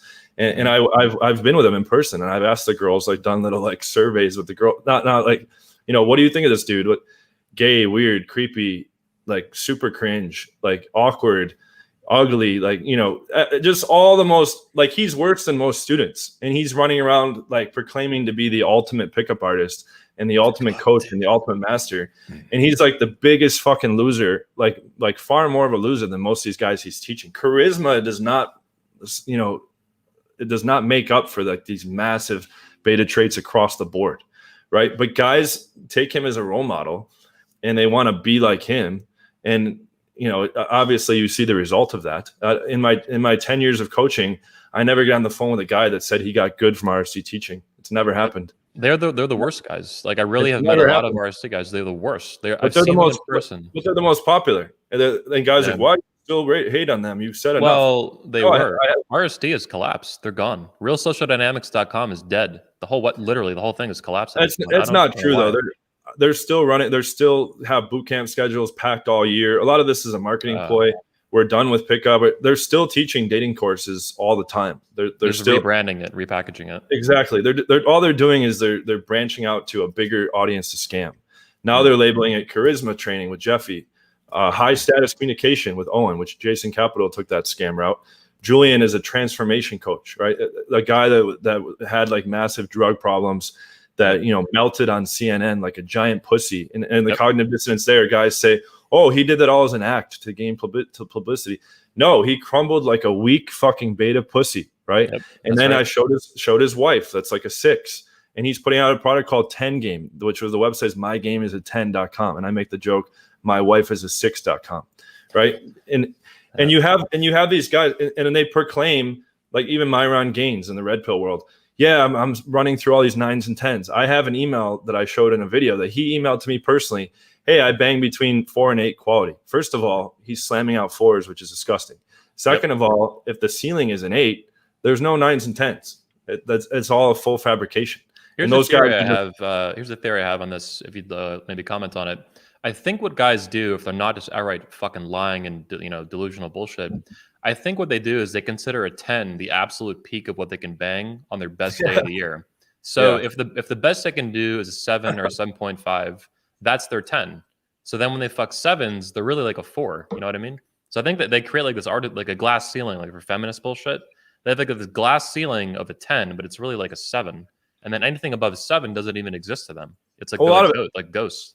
A lot of it's image too, like the extremely abbreviated version. When I took that Tyler and Todd boot camp, I like absolutely destroyed on the 3rd night. And Tyler brought me to the front of the room. They're like, we've never seen anything like this. This guy like tore it up. And that was only at like 103 counter, at that time. It's 10x now. And he told a story to everyone how he had just gotten a number off a girl that he claims is one of the hottest girls he's ever met in the game. That was like a full-blown 10. He said like top 3 hottest girls he's ever seen. Long story short, I memorized the phone number off of his phone because he had it open next to me. And I waited till he left town, and I was respectful, and I asked Todd, did he bang that girl? No, they never met up. Okay, I texted her, said, hey, I'm friends with Owen. I'm new to Philadelphia, etc. Flirting, got her to agree to a meet. I'm like, send me a picture of yourself. 6 max, but probably below a 6. Like very busted, very gross. And this, he was saying top 3 top 3 hottest in the world, right? But what story should he tell? Why shouldn't these internet marketers say 87% of the people get threesomes? What sounds better? So they're just operating under what sounds the best. I've never lied about any result. I've never fucking faked an infield. I've never told any story. When you have real game, when you have real skills, you can fucking back up everything. And that's that's why I take this so seriously, because you can really do that kind of legendary stuff and it can be real. Right. Yeah. But you have all these clowns that have made it into a disgrace. It's basically what Jake Paul's doing in the fighting world. It's like, at least he's training to be a boxer and that. So it's even better than what these guys are doing. Imagine the guy had like, no training whatsoever. and he's coming in and saying like, yeah, I'm better than all these fighters, right? That's what Tyler's doing. He's disgracing the game. He's setting the community backwards. That's what most of these guys are doing. Yeah. They're proclaiming to be the ultimate man, the ultimate. I think what's happened is they've created this huge cloud of such systemic fraud that's like the norm. Like most of the dating coaches and most of the pickup artists are over 20 years now. This has been going on. It's just fraud. It's rampant, really fucking bad. Most guys' heads would explode if they knew directly firsthand like what you do. Like you're saying this and they're trying to analyze what you're saying. Is this guy telling the truth? Is he not? I think you are. I think you're being dead ass serious, deadpan. Oh, I show proof. It's not even just an opinion. I show all the proof in all those videos. I show. So they don't want to. They'll look at it. They don't want to believe it though. They'll make it like you're saying, the cognitive dissonance, the excuses, the rationalizations. Oh, we photoshopped it. That's not real. That's fake. That's that. They'll make especially for the RSD guys, it's a cult. They can't get out of it. So they'll make any excuse they can to defend their god. These guys all have daddy issues basically and mommy issues. You're going after basically their god, and you're fucking with like their religion in a sense. Yeah. That's exactly right. Yeah. Now you mentioned, by the way, Myron Gaines. I met that guy. He was he kind of attended for free 21 convention. I let him attend like our last day. He came with another speaker and just someone I knew, and I thought he was kind of retarded. Not like as an insult. Like I thought he was like mentally retarded a little bit. Just Dude, like he wasn't all there. I thought he was retarded. Because he would like blow up my phone, like harass me, trying to get me to teach him a boot camp for like $500. Yeah. And I was like, no, dude. And he wouldn't stop. And I was texting my friend Alex, who from Playing with Fire, who lives in Miami. I'm like, what's the fucking deal with this dude? He's so fucking weird and cringe. And he's like, oh my God. And this was like a couple of years ago, and a year and a half ago. And now he's like blowing up, right? But which basically they've recycled a whole bunch of content, like a bunch of my own content, a bunch of Alex's content, and other guys' content, like Modern Life Dating. This fucking idiot. He's literally a product copycat machine. I'm going to go through in detail. My assistant's working on it for like 2 to 3 months. No, see, I thought he was stealing his body language course from Joe Navarro, FBI agent. He stole it from Player Supreme, who's now dead. Yeah. See, that makes a lot more sense to me though, because you're saying what he's now, from what I understand, he's actually, because I thought he was stealing it from these famous print books on body language. Joe Navarro, there's all kinds of these famous books on body language, some of them which are pretty good. But you're saying he actually directly rips off a product and just kind of imports it and rewrites it. Yes. That's great. That's like, crazy, dude. I put out a Corona pickup product. I drove in like innovations that I created, like stuff that no one's ever talked about that I literally came up with. He bought it with he's an idiot. He bought it with modernlifedating@gmail.com, refunded it, and then put out a product shortly after that said Pandemic Pickup that had all my own original novel concepts in there that only I had talked about. And then he claims like, oh, the login didn't work. And P.S. the product was trash. And obviously those things can't coexist. And obviously these things that directly came from my course, from my novel ideas, were stolen. And then he stole the product off a dead guy, Player Supreme. So my assistant, so many people email me shit, and it's such a waste of time. But my assistant's been building like this whole thing. He was like a cab driver who was teaching English and was like almost arrested for an Airbnb scam like a year and a half ago. Okay, and Myron was nobody too. And these guys, and this comes from friends inside their circle, they're like, hey, here's a thought. Why don't we just make a whole fuck ton of money just copying a whole bunch of content from other guys and just pushing it to the red pill community? And Rollo Tomasi endorses him. Rollo's a fucking retard too. Yeah, let's talk about Rollo a little bit whenever you're ready. Okay, yeah, we'll jump into that in a second. So what these guys have done is they've repackaged multiple of my products, Alex from Playing with Fire's products, this Player Supreme guy's product. And they don't, and what they're kind of going in suit with Derek Moneyberg, where they have these webinar things. And I have guys emailing me extensive reports. There's no game training. There's no business training. That all they're doing is upselling more of their courses. So they've taken a unique scam route of, instead of just generating scam content, they're just copying other people's content. They're not good with girls. They're not good with shit. That's crossing the line from scam to theft. Like that's actual theft, and you could sue them for that. I know, but he's in Japan. Somebody sent me his address in Japan. I'm not going to go like fucking dox him and shit, but I might serve him with a lawsuit in Japan. Yeah, it's a good idea. He's an American citizen. You could sue him probably in federal court, and they'd be able to go after him through that. State court, you'd have a hard time, but federal court, you could do it that way. And I have. There's lawyers actively compiling shit against Derek Moneyberg, against Max, big class action lawsuits, because what you have is you have a repeated pattern where there's multiple victims here, all willing to testify, that were taken advantage of through fraud, through coercive predatory lending, through high pressure sales tactics. They're literally, I'm getting emails. There's a whole bunch of guys that are having literal mental breakdowns. Okay, like this is where it's fucking crossing the line. It's crossed the line a long time ago. But literally, guys they're signing guys up for big loans and credit cards that they can't afford to pay back, and they know that. And they're signing them up and extracting as much money as they can. All the courses are designed to upsell other courses and extract as much money as possible. RSD's been doing this. Derek's been doing this. Max has been doing this. And they deliver nothing. The only goal is to empty your pockets and get you to refer as many people as possible. And when they've emptied your pockets, get you to take out as much credit as you can. And if you don't want to, they're going to shame you. They're going to call you a loser and a fucking nobody. And I've heard so much. It goes way deeper than I had any idea. This gets like ultra dark. A black dude. Let me pause on this because I have more connections in the manosphere than anyone by far.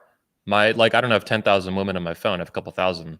But in terms of like actual connections and relationships and first name basis stuff and the shit that I hear through the grapevine, I'm at the center of everything. And I verify and can back like 99 to 100% of what you're saying. I don't agree with every single person, every single thing you've said, but the fundamentals of what you're saying are true. It's a really dark, fucked up path. And the average guy isn't aware of this. And if the average guy was in the manosphere, heads would explode. Like their whole life, what you're doing is basically the red pill for the manosphere. It's the red pill that a lot of the manosphere is very, very blue pill. These fucking beta losers that pretend to be fucking masters just with women. And these guys are like absolute losers. They're antisocial weirdos. Yeah. Rollo Tomasi is a great example of that. This guy's a massive goof. My sister met Rollo one time, and for the first time, after she met him, right after he left at my house, she was like, that guy's like an alien. And my sister's very candid with me. We're close. And I'm like, yeah, he's just fucking super weird. And people think this guy like Tyler is this massive player. And dude, Rollo couldn't get laid if his life depended on it. Same with Tyler. Yeah, it's this fucking massive scam. It's so fucked. It's so ultra fucked. Like, yeah, it's a really dark, fucked up world, man. I've had to like painfully watch this. Like, imagine you have like what I consider by far to be the best system in the world, right? And I've proven it for myself. I've proven it for these. I've coached thousands of guys over the years. My business does very well, even though my channel is smaller. Guys know, like almost every guy that comes to me, hey, I can tell you're like one of the only authentic dating coaches or the only authentic dating coach. I often hear you and Playing with Fire are the only guys that are giving practical advice, that don't seem full of shit, that are doing stuff that I've applied and that it works. Like, surprise, surprise, like there's an actual method to the madness. This is actually a skill game. You can actually apply strategy and get results. So like, who would have thought, right? Guys that want to get better with women can follow a system and get better with women very quickly. Like, what a fucking concept, right? But we don't have this giant fucking presence, and the marketing wins at the end of the day. So these guys that have just blasted paid traffic, these guys that have that are building these fake Instagrams and all this stuff, and they buy fake followers. I showed with Social Blade, Derek Moneyberg's thing went from 100 followers of April of last year to now he has over 500,000. Right. And I showed exactly like direct proof. This is all bought followers, but what are you going to do? They're still like massively, they got people defending him. His posters all over guys' walls. It's sad as fuck, but I've had to sit in the sidelines and watch this shit, and it's disgusting. Yeah. I'm in the exact same, you're taking the words right out of my mouth, man. I love it. I've done the best I can to make this community the best I can. And for doing that, you get hate. People hate you for it. They hate you for doing the right thing. They hate you for standing up for things. They hate you for standing on principle. They hate you for combating fraud, to actually unite the manosphere, to actually unite the community and make it a more positive place.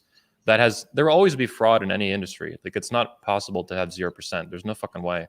But the manosphere, I think, in the dating coach industry and the pickup artist community, there's a really heavy presence of it that's abnormal. The fitness industry has a bunch of scams, health industry, all this stuff, right? But the pickup stuff, I think, in particular, is really fucked. It's like almost everyone. Almost everyone. Yeah. It's massive, man. One of the things I do, Rollo is a former speaker of my convention. This is not a secret. The highest viewed video in the world of Rollo Tomasi is a speech at 21 convention.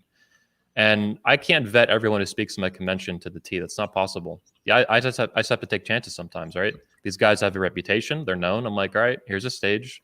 It's a platform. You can go speak your piece, and I'm going to film it high quality and put it on the internet forever. People are going to get to judge that, watch that, and learn from you, or say, hey, this is a bunch of bullshit, and comment about it.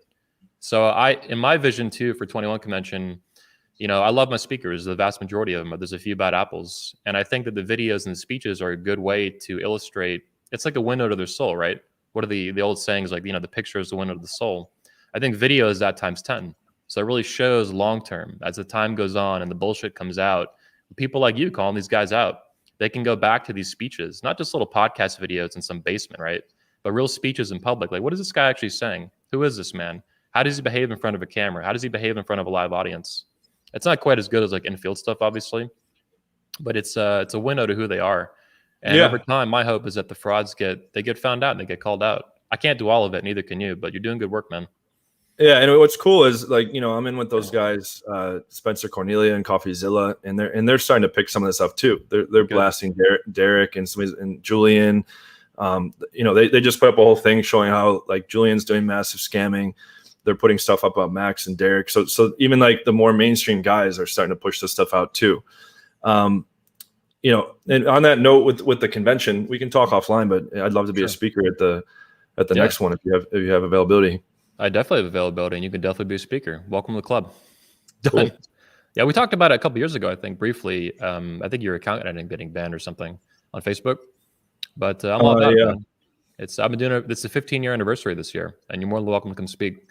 Nice. It's a neutral platform. You can say what you want. It's the Switzerland of the Manosphere, and it goes on YouTube, so you have to keep that in mind. I can't control the platform there, obviously, but speak your mind, man. Do your thing. You know, it's TED Talks for you know, people like us, people that are hated by the mainstream, hated by feminists and shit. Is it in person this year, or it's gonna be virtual?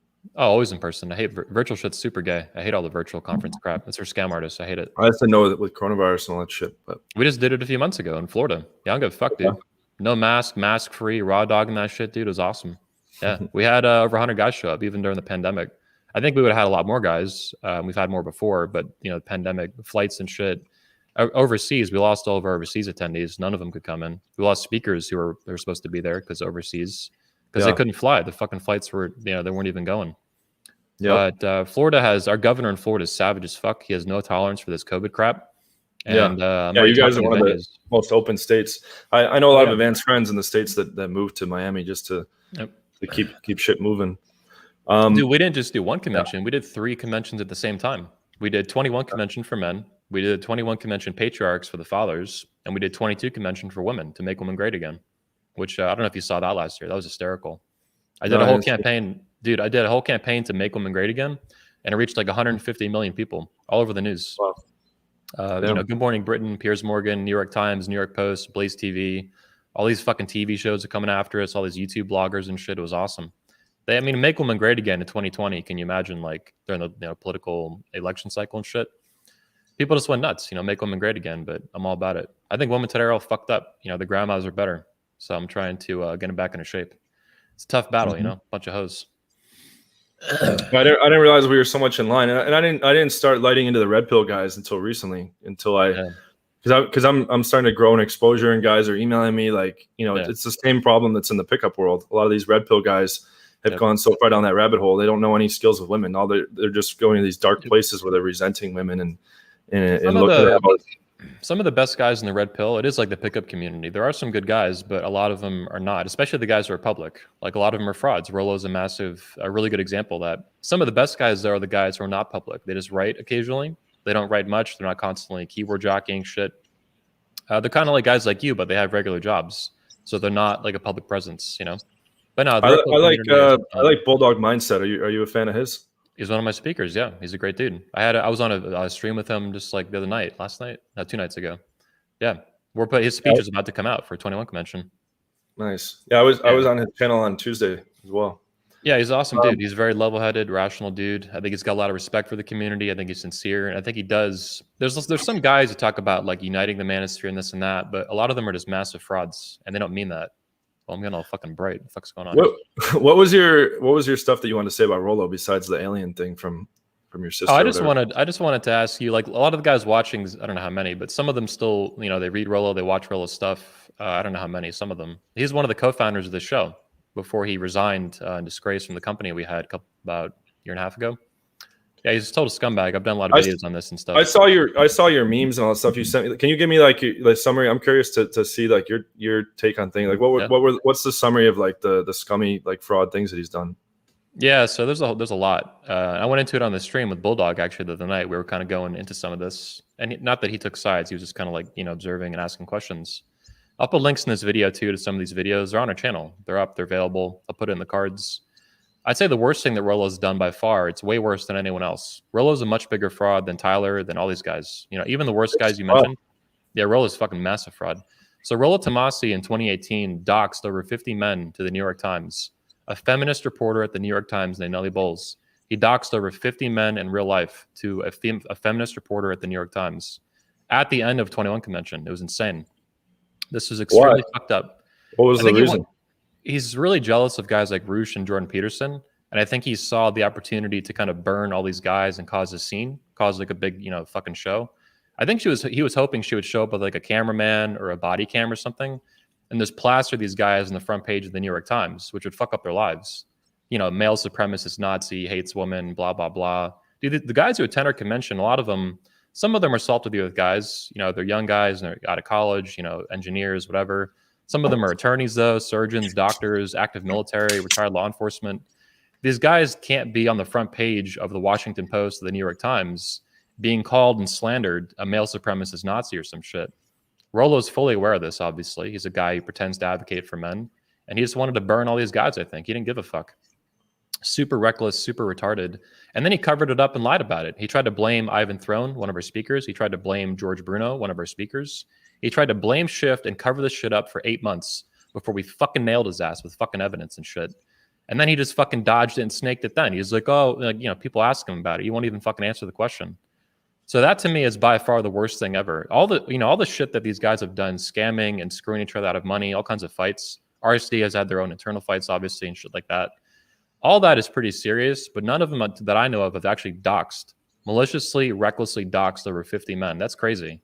Like if you had a meetup at a bar tomorrow for your fans, and let's say 65 guys showed up, and at the last minute you doxed that shit to a feminist fucking reporter at a major news outlet, your fans would fucking hate you forever. They'd be like, fuck this dude. That's the most fucked up shit you can do. Short of like violence or bombing or shooting, something really fucking crazy criminal, doxing men is the worst thing you can do today. We live in cancel culture. You can lose your fucking job. You can lose your business. You can lose your family. You can lose your marriage, all that shit. Funny enough, people doxed the shit out of him. They sent me all these emails. I didn't put anything public, but they showed me that he foreclosed on his fucking house. Yeah, that's funny. That sucks. Which means he's run out of money. Hey, bad things happen to bad people, man. What is it? The circle of life. You want to dox? Rollo Tomasi is a known doxer. That dude doxed over 50 guys. That's hysterical that he went and did this. Yeah, it was the whole thing. We have a 15-page statement on this. We put out a formal statement. My attorney contacted Rollo. It's a big fucking deal. And we'll see what happens with that. But it's super scummy behavior. And there's nothing, I don't know of anyone in the manosphere ever who's done something like that. You're talking about all this stuff, and I know you mean this, and you're into it, and you have the evidence, this and that. That shit's fucked. Scamming guys out of money, this and that. But that's not ruining their life. That's not targeting them in public with a fucking news outlet. That's crazy. That is fucking super crazy and unhinged. That's treason. That's not just fucking shitty, unethical behavior. Did anybody get a chance to call him out live and like in a debate or anything like this? So did he ever try to defend it or no? He just yeah, it's all over the place. You can look at it. He was on his own show. Yeah, this Rule Zero crap, the crap zero, the Cope Zero, I think you call it, right? His buddy Richard Cooper was like, so Rollo's looking at this guy, and Cooper's like, well, so what if Rollo did it? This is actually on video, and Rollo's just like sitting there, like staring at him. He doesn't give a fuck. He's crazy. The dude's a sociopath, massively. Rollo's just a failed musician who just became an opportunist and try to scam. I mean, what are your that's fucking bullshit what you just described. But what about in terms of him like frauding and misleading guys and stuff? And most of I mean, when he's on the issues, he's not always bad. He's a good keyboard jockey. So not everything he says is wrong. I'm not making that claim. That's ridiculous, in my opinion. Rollo's not dumb either. He's a smart dude. I don't think he's this hyper-intelligent genius that his fanboy cultists think he is. That's really ridiculous. He's not even a great writer. Everything he writes is all clusterfuck, jumbled up words and shit half the time.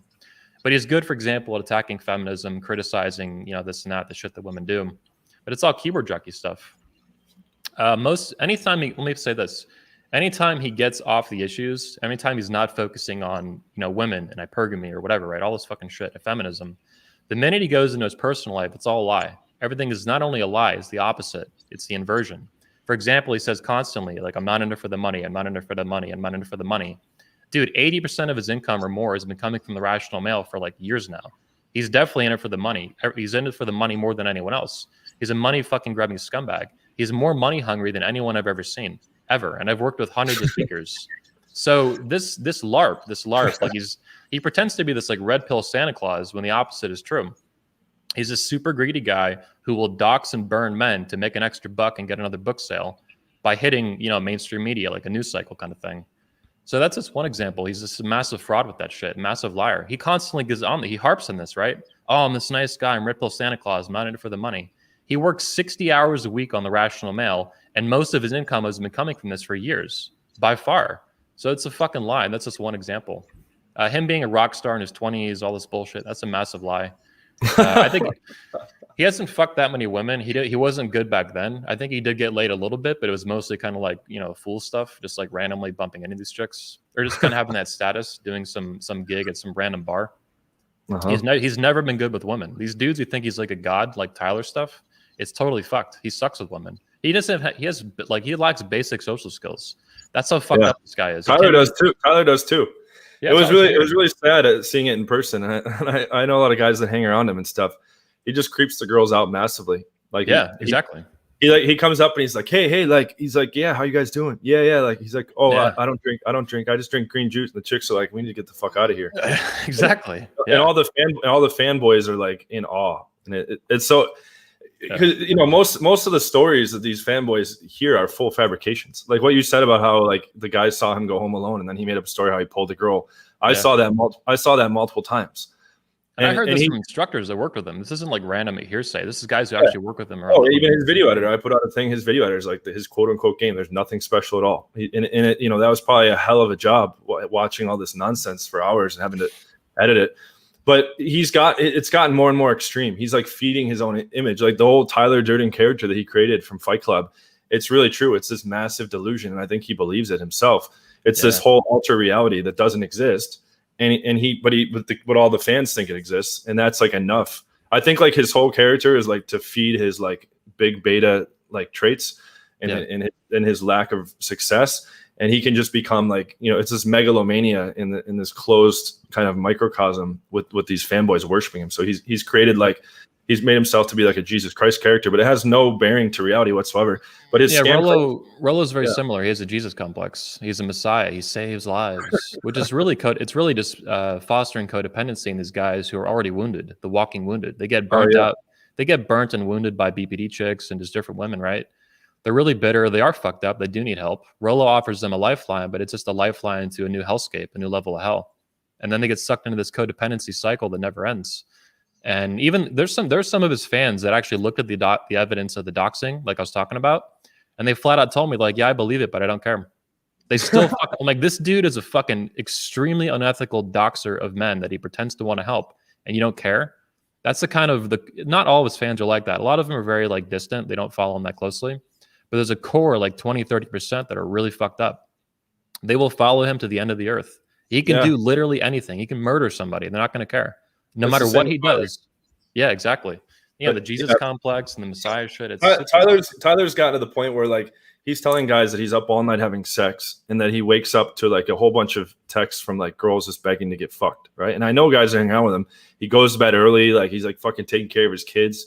He's not like plowing stunners all day. It's full fabrication. Like, and there's so much full fabrication, and the line goes so deep. But it's extremely fascinating because there's nobody like keeping him accountable. And when guys come around and call him out, they do like vicious, like incredibly shady shit to bury them. Like they took down, like I had a big Facebook group filled with massive value. I started ripping on the RST dudes, went down in like a day. My Instagram down. They're attacking my channel right now. I just had to private all the roasts. Max is reporting shit from years back. There's just this huge targeted thing coming after me. And that's what they do. They suppress anyone that tries to speak out. And then the rest of the people just fall hook, line, and sinker for all the lies. Yeah, and the problem at my end with the guys who, when they try to do this with me too, right? They do these massive, what Rollo engaged in with me was a massive disinformation campaign to try to attack my credibility, to offset the evidence and stuff. The same with me. He's a rapist. The problem they have is I have a huge YouTube channel. I have mainstream media attention. I was all over the news last year. Our channel, I'll have 300,000 YouTube subscribers in like 2 weeks between all my channels. On this one alone, we'll have 270,000 today at the end of the day. Congrats, man. So my channel is so massive and I have such a long history and credibility in the community. It's really hard for them to go after me. They try, but I have so many connections and relationships, and my credibility comes from real hard work in real life with events. I'm really good at what I do. I'm the best in the world at building conventions for this community. That's why I have the longest running Manosphere event in the world by far. We've had over 20 events in 5 countries on 3 continents. We've had thousands of attendees and millions of views. We've done over a million views in the past couple of weeks. We help millions and millions of men with good speeches. They're not all perfect. I don't agree with all of them. I don't even endorse all of them. It's not the point. It's a platform. It's an open platform where we get to see open debate and speakers on an open stage. And whatever happens, happens, right? They're going to lie and manipulate or bullshit. That's how it should be. I mean, if you were like micromanaging, then it would just be pushing a biased agenda. Yeah, and I don't want to do that. I can't associate with frauds, so I have to get, people watching, by the way, this guy asked a question, is the evidence of the doxing available for public to read? It is, yes. You can Google a statement on Rollo Tomassi 21 Convention, that should pull it up, but I'll put a link in the description as well.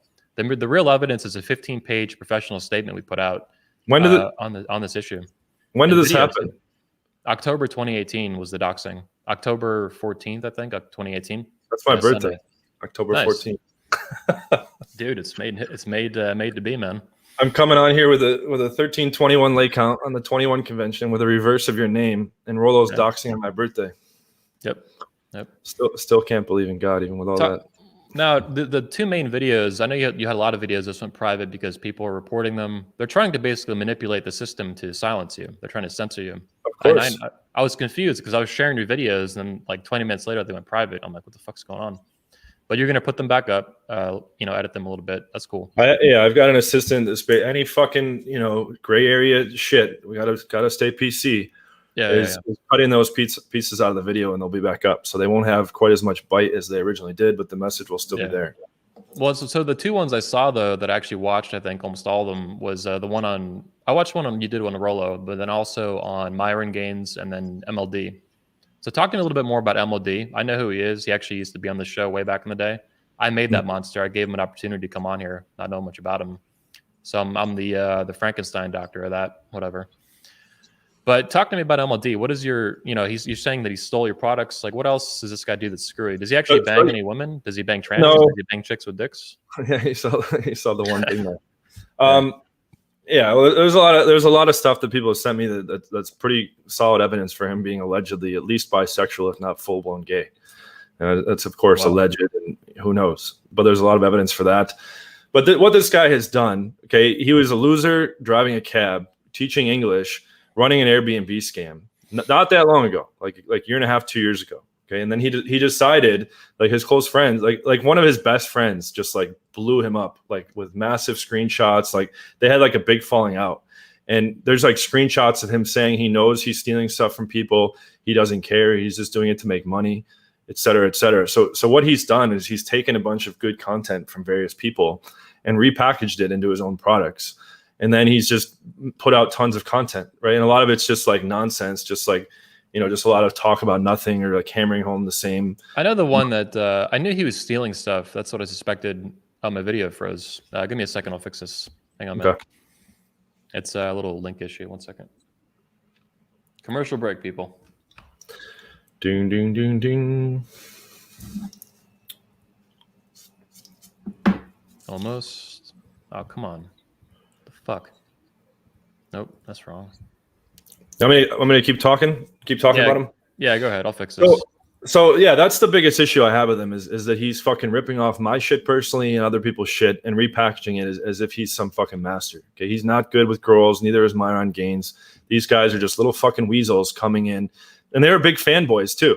Like I've heard from my close people, they were big fans of my stuff. And Myron even contacted me for coaching personally, which I showed. And now they're like trying to like make it for themselves and like be a name themselves, but it's all recycled bullshit from other people. There's nothing original there. And the key thing is they're not real experts themselves. They're just good at recycling information and regurgitating other people's shit. They don't have the actual skills. Like there's a big difference between someone that's just like, copy pasting content and actually having experience.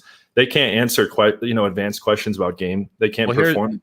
Here's a question I have, because this is something that really stood out to me as another massive scam when the second I saw it. So I saw him put out a sugar baby product months ago, And I actually got banned on your a group you had, not from you, but one of your mods, I think. There was like a JMULV group back in the day. And I started banging sugar babies and I found out how fucking easy it was and how hot they were. This is like 2016.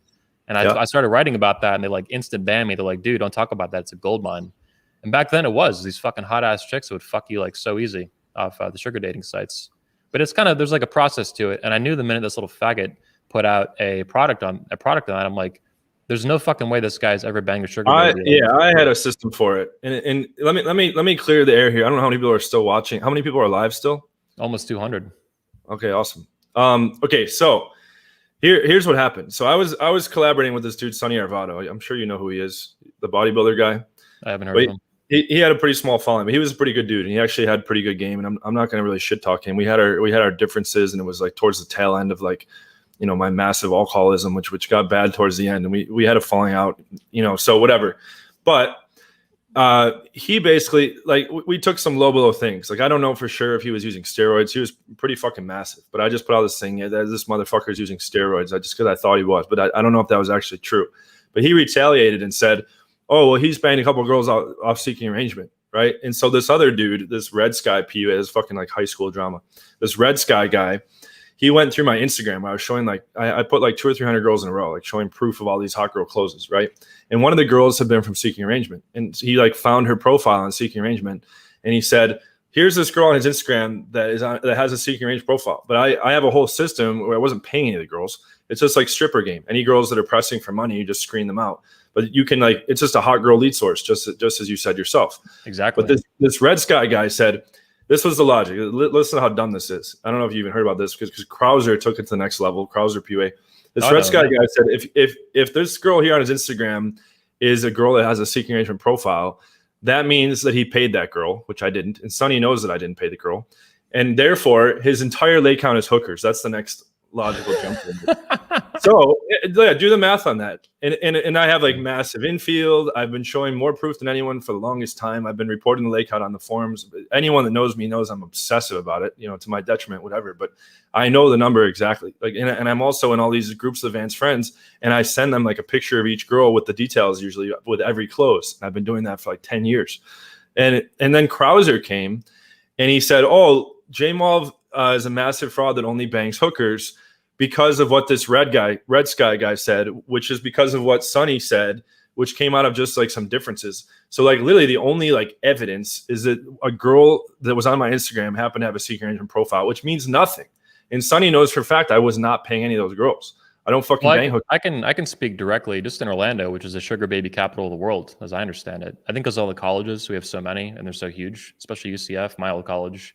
But all these girls on seeking arrangements, sugar baby sites, the one I always use was seeking arrangements. I even applied to be They had a conference. I applied to be a speaker at it. I was going to drop all these bombs, but they denied me to be a speaker. I was like, fuck, it'd been great. Yep. But all the girls on there all the girls on there are on Tinder. They're on Bumble. They're on all these fucking apps. And they're I'll see these girls out at bars sometimes, not too often, but sometimes. And you're like, I saw that bitch on seeking arrangement like 2 months ago. Yeah. So they're normal girls that do this shit and that they're all dating. They're fucking guys off Tinder, and then they're trying to milk these betas for money off seeking arrangements. So you just have to fuck them anyway. Yep. Yeah, I had a whole system to it. Modern Life Dating stole the whole fucking thing, repackaged it as salt dating. And I stick. It's funny because seeking arrangement, their lawyers a little more shit. Like, so Alex from Playing with Fire, he made like a how to run salt game, like how to bang these chicks for free. That caught the attention of Brandon Wade, who started seeking arrangement. He said, "Oh, I'm going to deal with this." Me and Alex from Playing with Fire got cease and desist to remove any kind of sugar daddy, like beating the game, like, you know, beating that whole system, or making a system to not have to pay the girls. They sent us a cease and desist, remove it from your products. And me and Alex were like, you know, what are they going to do? They gave us 30 days. At day 30, I literally saw one of the lawyers. I just have a really good memory. It's like almost photographic where I can like just recall stuff very easily. I recognize the name of the lawyer as one of the people that bought the product. So I get an email every time somebody buys a product. And I'm like, oh, fuck. So I got my developer and I had him like scrub the shit, you know, because I didn't know if they were going to try to make a lawsuit or whatever the fuck was going to happen. And I removed it. But this was before this was after he already copied it. But I sent his info and I'm like, here's his Salt Daddy product and go fucking, you know, tell him to take that shit down too. But, you know, the point is, that's another fucking one that he stole from me. besides my Chrono Picker product. But just to clear the air, because this still lingers. This Krauser article was from like 2 years ago. And I had a guy last night just tell me, like, he just went through my mentorship course. He banged like a shitload of girls. His game increased exponentially. And he's like, dude, I've blown like 40, 50 grand on coaching before. You are like light years ahead of everybody. It's all clicking now. He's like, I would have came to you like 2 years ago, but I saw that Krauser article where he was saying your whole lake counts hookers. And he's like, that discouraged me. And he's like, that probably drove a lot of people away from your business. And I still get that fucking shit in the forums and YouTube content. Oh, he's been exposed years ago. He only bangs hookers. Like, think about what it would take to bang 1321 hookers. And like, how do I like so authentically speak about game in all the finest details and show so much proof? And, oh, he must have hired thousands of actresses. And like, get the fuck out of here. Like, nobody's actually able to expose me because I don't lie about anything. I can tell this by talking to you that you bang girls. You're aggressive and assertive enough that you're going to get laid. Like, that's really obvious. And if you watch these other guys on YouTube, they don't have that. It's all fake bravado, and it's all you can see through it and just BS. And girls see through it too. They don't want to fuck them. This fucking disgusting beta bullshit. They don't want to be around. Oh yeah, this fake machismo. I did want to share a book though. One of our old attendees wrote Salty. It's a book. It's no longer on Amazon, but it was kind of his own journey into figuring out how to do this, salt dating basically. That's probably where MLD got the name for his product from, was this book, which is no longer on Amazon. I got one of the copies before it got pulled. But yeah, I've heard of that. I still think we're gonna fucking blow it up even more, but I think it's like the best lead. It's not really much of a thing in like South America and in Europe, Eastern Europe. It's more in the Western cultures, but in America, I think that's the best lead source because it's the hottest girls. The biggest sluts. You can direct message them. They're more compliant. It's like a stunner network on demand, right? So. That's why they banned me from that group. They're like, shut the fuck up. This is a gold mine. Because I was like, hey, everybody should go do this. And they're like, shut the fuck up. So I was like, the thing is, you need a good system behind it. Like I've known lots of people that have like gone there and tried to do it. And like I just use dick pics, dude. Get them off there, get them to the phone. Then I have a huge dick. So I just dick pic. And it's a numbers thing. Because I just do that enough. They end up, some of them are like, oh, hey, here's a nude. And then you end up fucking them. They just come right over. You go to a hotel or you go to their place. So it's great stuff, and I agree. It's probably the hottest in America. It's the hottest source for hottest chicks. You can still find some hot girls on Bumble and Tinder, but it's a much bigger smorgasbord of factors. It's more fewer and far between, and you have to wait for the match to come through. And being able to just direct message a girl is very powerful. They're so sexual in seeking arrangements too. Like they know they're on there to fucking get fucked for money, basically, from these fat old betas who are bald. Yep. And then I'm like, hey, I'm 32. I'm worth 20 million. I lie. I put like all these crazy numbers on there because you can put like whatever you want. So I'm like, yeah, 20 million, 10 million, whatever. Yep. I worth whenever I feel like, it's a feeling how much I'm worth. There's stats. I think like half the guys are married, and a lot of the guys don't have pictures because they don't want their wife to find, or they're actually like a high-powered CEO or business executive, and they don't want to be found out. And then they open with these like massively sexual giant paragraphs that scare the girls away. And then, they're just creepy. And so when you have pro pictures, extremely solid text game, you like bring all the real alpha traits in person. You just like contrast so hard to most of the guys on there. Yes. And they don't even give a fuck about wanting you to be a sugar. And I never ever do. I never ever like fall into that frame. It's the same thing when I go into a strip club. I don't ever fall into the frame of like a beta loser customer. I teach stripper game actively on like my 7-day programs, and we usually get the guy laid from the strip club. And it's as simple as, I have like a 13-point checklist. It's as simple as like establishing yourself as industry. So you're like one of them, not like a beta groveling customer. You don't give them too much attention or compliments. I tell stories about how I've dated a bunch of strippers before. I talk about how I DJ electronic music, which is what I did before pickup on the side. This is old school PUA stuff, man. Stripper game. This is awesome. I haven't heard this in years. Yeah. Mystery was spot on with a lot of shit. I mean, him and I used to talk a lot a couple of years ago. And he told me, and this, I have the utmost respect for him, so this is not to make fun of him, but he told me he was in the low 300 count, coming up on 50, which is respectable. However, I think he could have taken it a lot further had he evolved and optimized his system. And he's too stubborn to collab. I've tried to, we used to trade game theory, but he's so stuck in he built a system and froze it in time, and that's retarded. And he's also like almost gone like in the wrong direction over time. Like he was trying to make the case to me that it's not worth getting a girl's phone number. And instead, you should, if you don't have enough compliance to get a Skype close, that you shouldn't even take her contact information. And I was like, first of all, dude, most girls don't even know what the fuck Skype is, let alone have Skype mobile. And second of all, like I know at this point, I was coming up on like 800 or something like that. And I was like, I know at this point that this is largely about getting phone numbers and working those phone numbers down to dates, because on dates you have perfect logistics. So the name of the game is to acquire a lot of leads and mass set them up for dates and then just knock them down. So like the key to like Casanova only did 146 in his lifetime. It's because there's no fucking cell phones, right? So there was no way to like work the leads. I don't know how you would work leads over letter or whatever the fuck they were doing. But, you know, so he came out like 146 at that time. That was good. That's why you said there's not many guys that banged 1,000. It wasn't even within reach until modern technology. If you're not leveraging online dating and texting, it's pretty tough. Like I did 400. My first 400 were mostly night game, and then because I thought online was cheating, and then I started incorporating a lot of online. I used to hate online too. I thought it was for losers back in the day. I hated online dating back in the 2000s because I was like, fuck this shit. I'm gonna go to a bar. I'm gonna cold approach and get laid. Well, for me, it was like a pride thing. It was like I developed all this like good strategy, and I didn't like that like some good looking dude could just come on and like get an easy lay without having to do all the skill part. It seemed like a cheating shortcut. But at the end of the day, it's all about banging hot chicks. So that's what happened to me. Is I met a guy one of our speakers, Bravo, who I respected, and he was getting laid off this stuff. I believed it. I talked to him, met this guy. I was like, hey, he gets laid and he's banging hot chicks. I'm like, I'm gonna stop being so stubborn, right? You know, there's obviously hot girls on there. You can fuck them. Because I was so old school. Like I built my skills just by, you know, going out. I approached thousands of women. And it was hard. It got blown out a lot, you know, got, you know, these rough nights. I didn't drink either. So it was always like stone sober. And, you know, you're not always, alcohol is a lubrication, right? When you go. Oh, yeah. I'm one of the only coaches that advocates drinking. I became sober a year and a half ago. I actually had to go to an outpatient rehab for like 3 months where I was attending group sessions because it got so bad. Because I was in nightclubs all the time. I was splitting bottles of wine on the dates, and I'm Irish Polish, and there's alcoholism on both sides. So I was genetically prone to it. Damn. And it just went off the rails. And I was very public about it on my channel. MLD, that's like his whole big angle to attack me. Oh, well, he's just an alcoholic.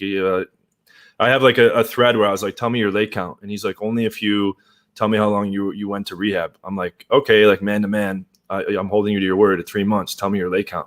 Nothing. You know? Yeah. So I put that out on my fucking channel. So, you know, but it runs so deep, man. Like it's good to hear. I didn't realize we were so much on the same page, and you have a much bigger reach and platform. Yep. And I don't know. Is there anyone like me that's like really going hard, like, you know, trying to fucking uncover a lot of this shit and put it out? I'm not aware of, well, there's some MGTOW dudes, MGTOW Dictionary. They have this channel, but they're all anonymous. That dude, he emails me a lot. Yeah, I'm sure. He emailed me too yesterday. He's got like a really tiny channel, right? Yeah, it's only 3,000. So I'm an oddity. Like I'm not full time, you know, going after people like you are. You're not doing it full time either, but it's a thing to do. But I have a huge audience, and then I still have the brass balls and the strength and the steel to do this. It's not easy. You know, I have a whole business to operate. I have 3 businesses actually. I've been running it for 15 years. I've been an entrepreneur for that long, and I really care about this community, and I care about what happens to it. I care about its history. I care about its present. I care about its future. So I do the best that I can with the time and attention I have. There are a few other guys that call people out from time to time. I know Coach Greg Adams called out Richard Cooper pretty hardcore. He's a big YouTuber, about 300,000 subs, something like that. So occasionally you see a one-off thing like that. Someone who actually is genuine, who cares about this community, who sees, you know, these scammers and these fucking losers doing their fake bullshit, and they'll go to war for it temporarily. You know, it's 1 day out of the year, 2 days out of the year. They'll make a video and they'll be like, "Hey, I'm sick of this shit. There's fucking bullshit." I'm kind of more at the extreme then. Yeah, you're at the extreme. I would say I'm at the extreme end too, but not at the volume you're doing it. I'm just doing it with a large scale audience, which is unusual. The best way I could put it, and this is going to sound extremely arrogant, I don't care. The best way I can put it to all you guys watching is I feel like the LeBron James of pickup and these other coaches are basically like handicapped retards in a wheelchair, running out onto the court and being like, "Hey, come learn how to play basketball from me."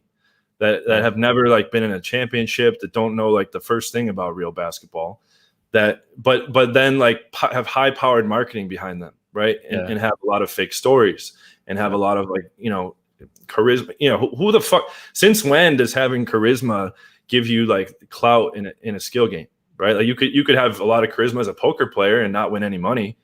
You know, it doesn't mean shit. So, you know, it's very. That's why. Guys are like, just, you know, you'll win the game, you'll win the fight by just putting out your content. My strategy videos are like my least viewed videos.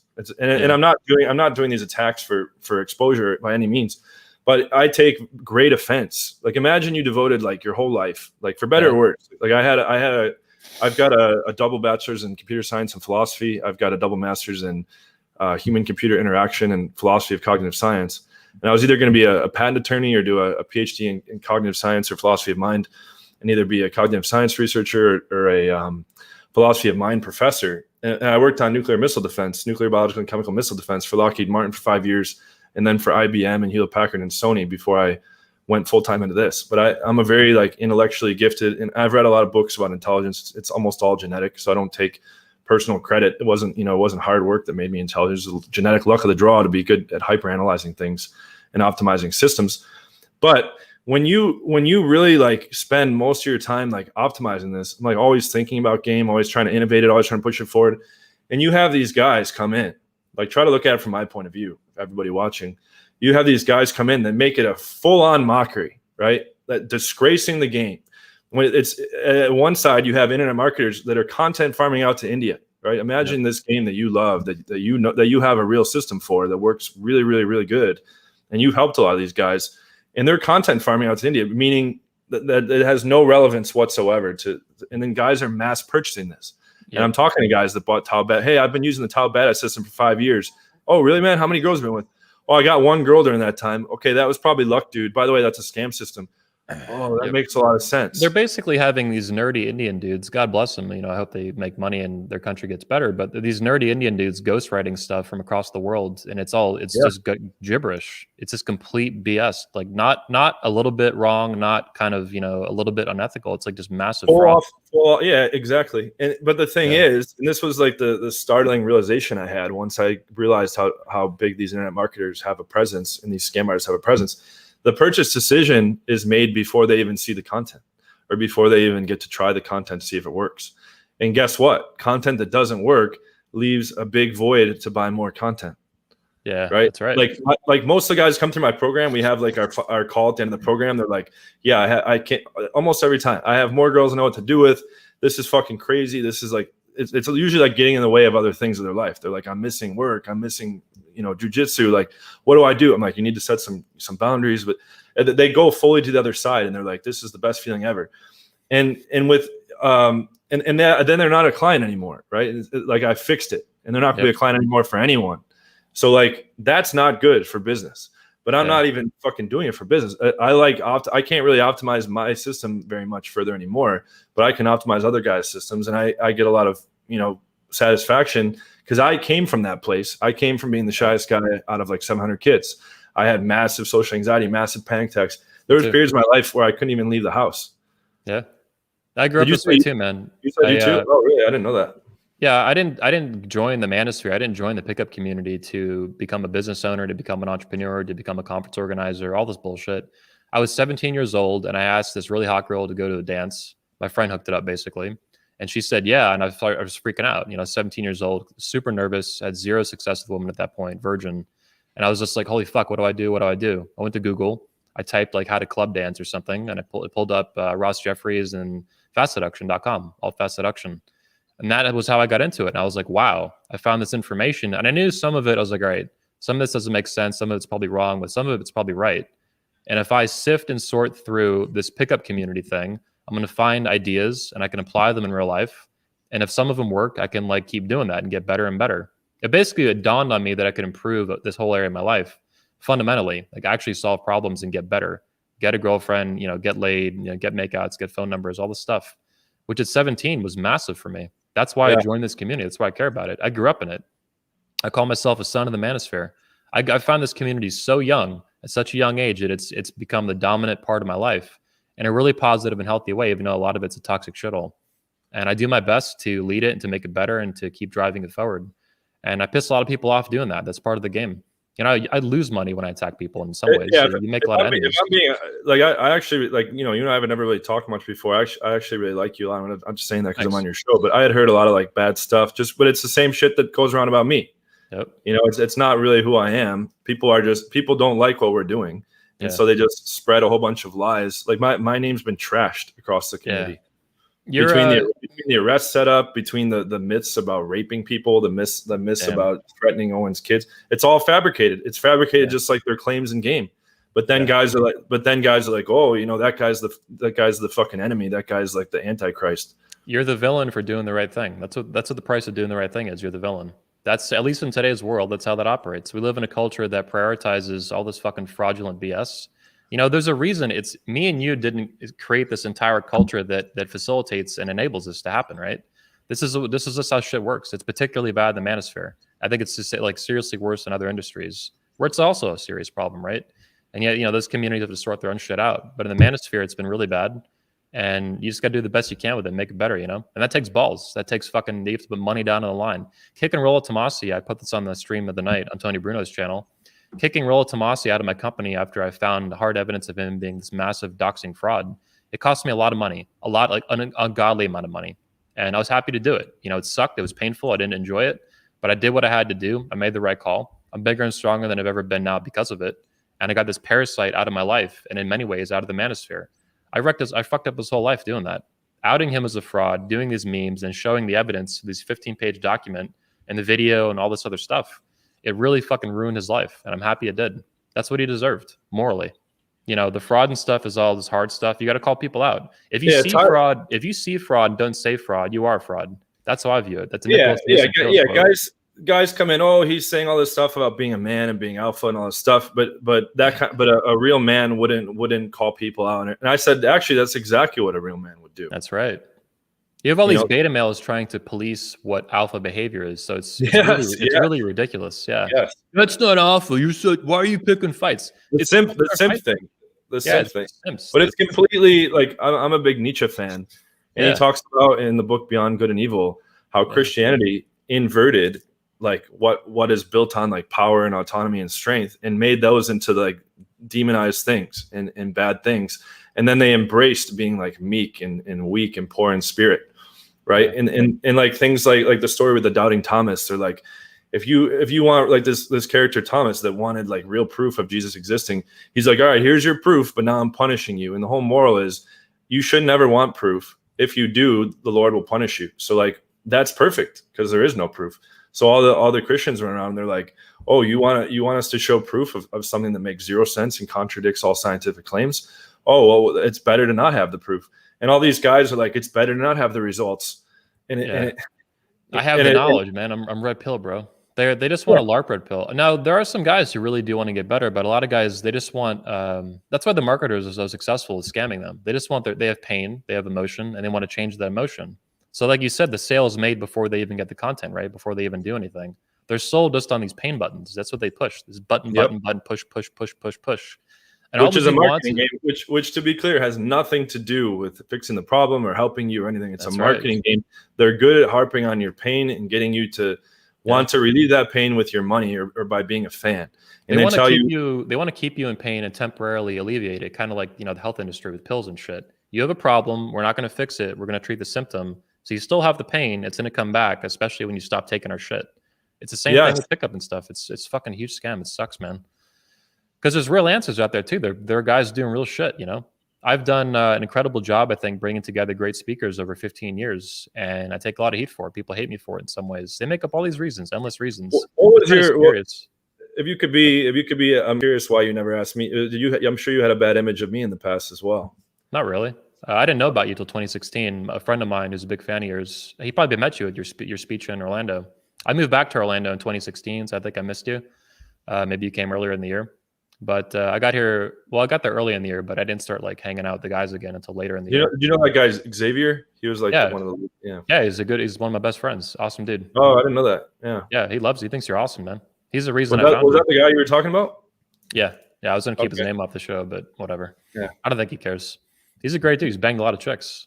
No, he likes. I joke with him. He likes banging a lot of fat Latina women. These chubbies, but he bangs hot women too, right? He bangs a spectrum.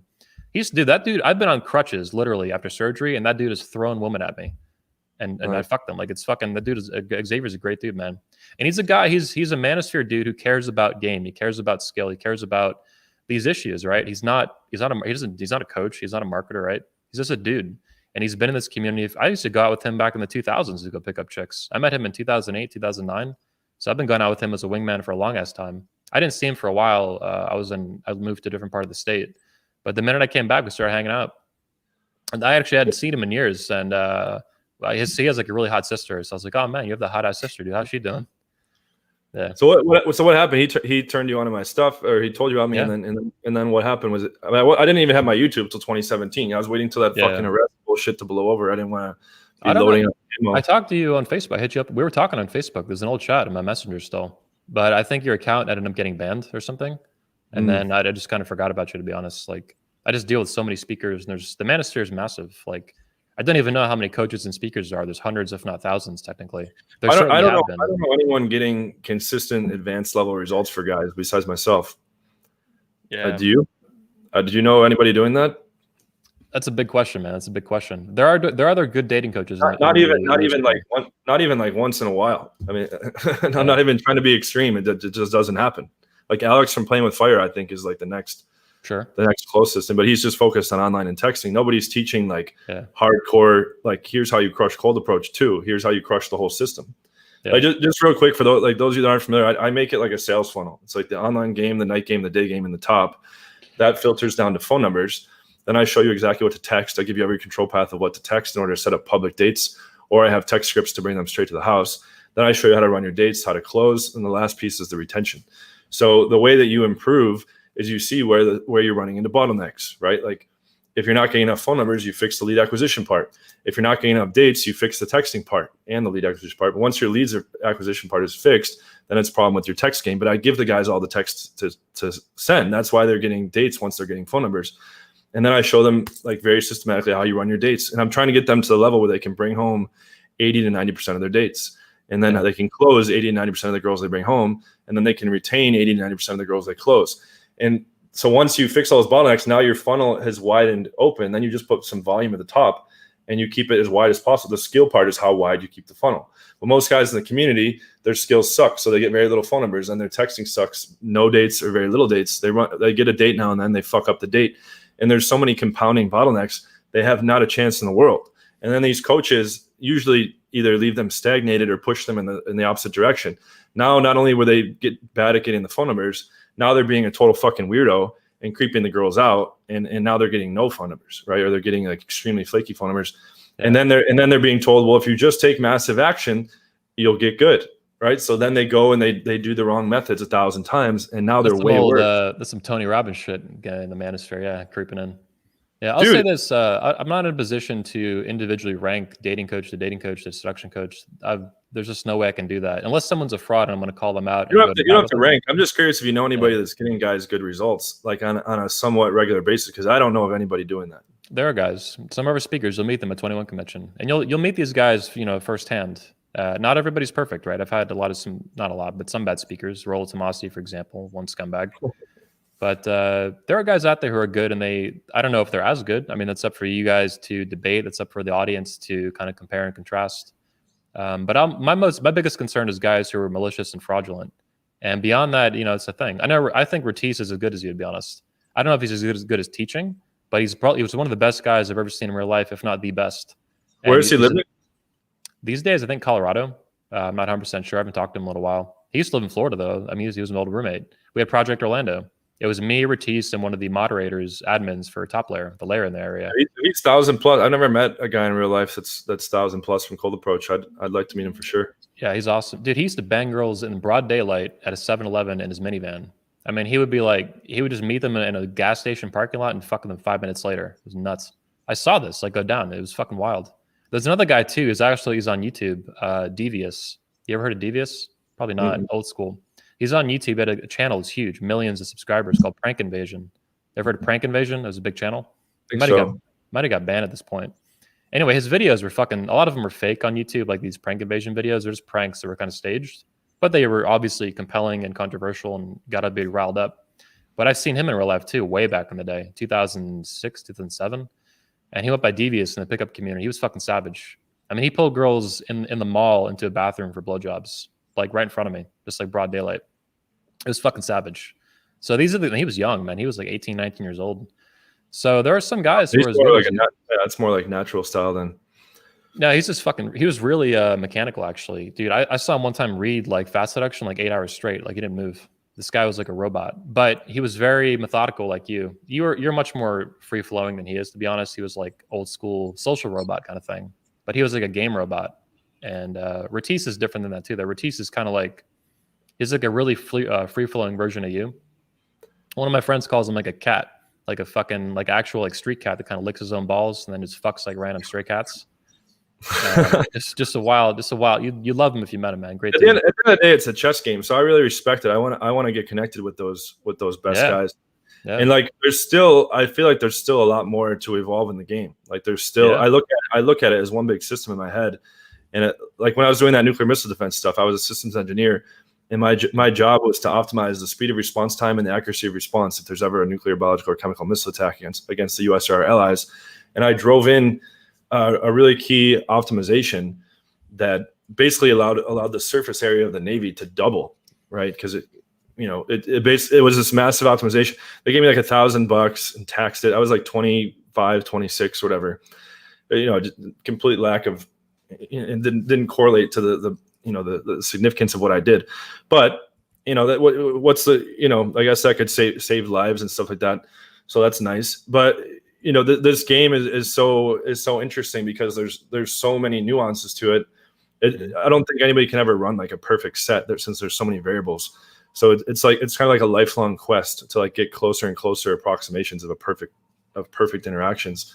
Yeah, and it's all about making the highest probability moves, just like poker and chess. So that's why I can't stand these guys that are like, it's all looks. It's total BS. Yeah. When you text something to a girl, is there a better text to send than not? Of course. Yep. Is there a better thing to say than not? Of course. Are there always better things to do at every step of the way than others? Yes, of course. So, regarding the looks, it's like, yes, they factor in, but maximize your sexual market value and then shut the fuck up about it. Don't make a million forum posts about and rag on other guys for not being a Chad. So all that is extremely toxic as well. Yep. Let's we've gone over 2 hours, so we'll need to wrap up soon. Maybe we go on indefinitely, but I want to kind of wind this down a few more game questions. So some of the audience, because we've been going into a lot of awesome stuff, just hitting on these guys that are frauds, this and that, and the community, but also some advice early in the show, things you've been through. But I do want to ask for the guys who are still very early in their lay count, and they do want to get better with women, and they do want to have a higher notch count. Let's say the guy has 10 lays in his life, right? 5 or 10, and he wants to get to 100. What would you say to that guy for his journey in his life, other than like join my coaching, right? What is he going to go through, and what should he expect, and how can he get better to get to 100?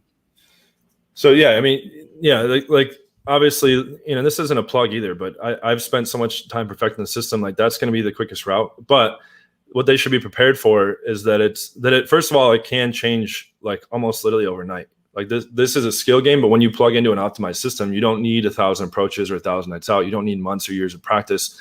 I have countless examples where the guy spent many years on pickup, was part of many products, many forums, etc. And it's the same story every time. They still suck. And I change it and start getting them laid very, very quickly, like at a very fast rate once they're plugging into an optimized system. So lesson number one is when you plug into an optimized system, the results can come very, very fast. Lesson number two is you can't just have access to the full package stunners out of the gate, right? Nobody can, and anybody claiming that is lying. So they need to be realistic, right? Yeah, there's like this leveling up process. You're like evolving, like what you bring to the table, et cetera. You can't. I get a lot of guys come on the program. Hey, I just want 9 pluses. Okay, have you ever banged an 8 before? Or have you ever banged a 9 before? No. Have you ever banged an 8 before? No. So they should be prepared to bang some fat girls on the way to 100? Yes, pretty much. I mean, like, you can't fat girls, John Anthony. You can't be icy cool around like an 8 or 9 when you're not ready for that yet. Like, first of all, like when a guy is like exposed to a quality higher than what he's used to, he starts trying to like play it different, and he starts getting very in his head and overanalyzing. And he doesn't want to fuck it up, and he's terrified of fucking it up and going back down in quality. And he thinks he needs to play it special. And like, what would the cool guy do in these situations? And the girl he doesn't feel entitled like you would to a fat girl, right? The fat girl, you're just like, I could fuck this girl, who cares? But it's that attitude that gets. I'm not saying they don't necessarily need to start there, but they don't have access to the 8, 5, and 9 plus range yet in the beginning. But it happens very quickly. I have virgins come on my program. That 28-year-old virgin took the 6 programs, didn't get any lays at all, lost virginity on day 4. By like week 5, he was out with his first 8, bombed the shit out of it. And I'm like, man, and he was all rattled. I'm like, dude, they like made out at least. I'm like, dude, you're gonna fuck that up. That's part of the acclimation period.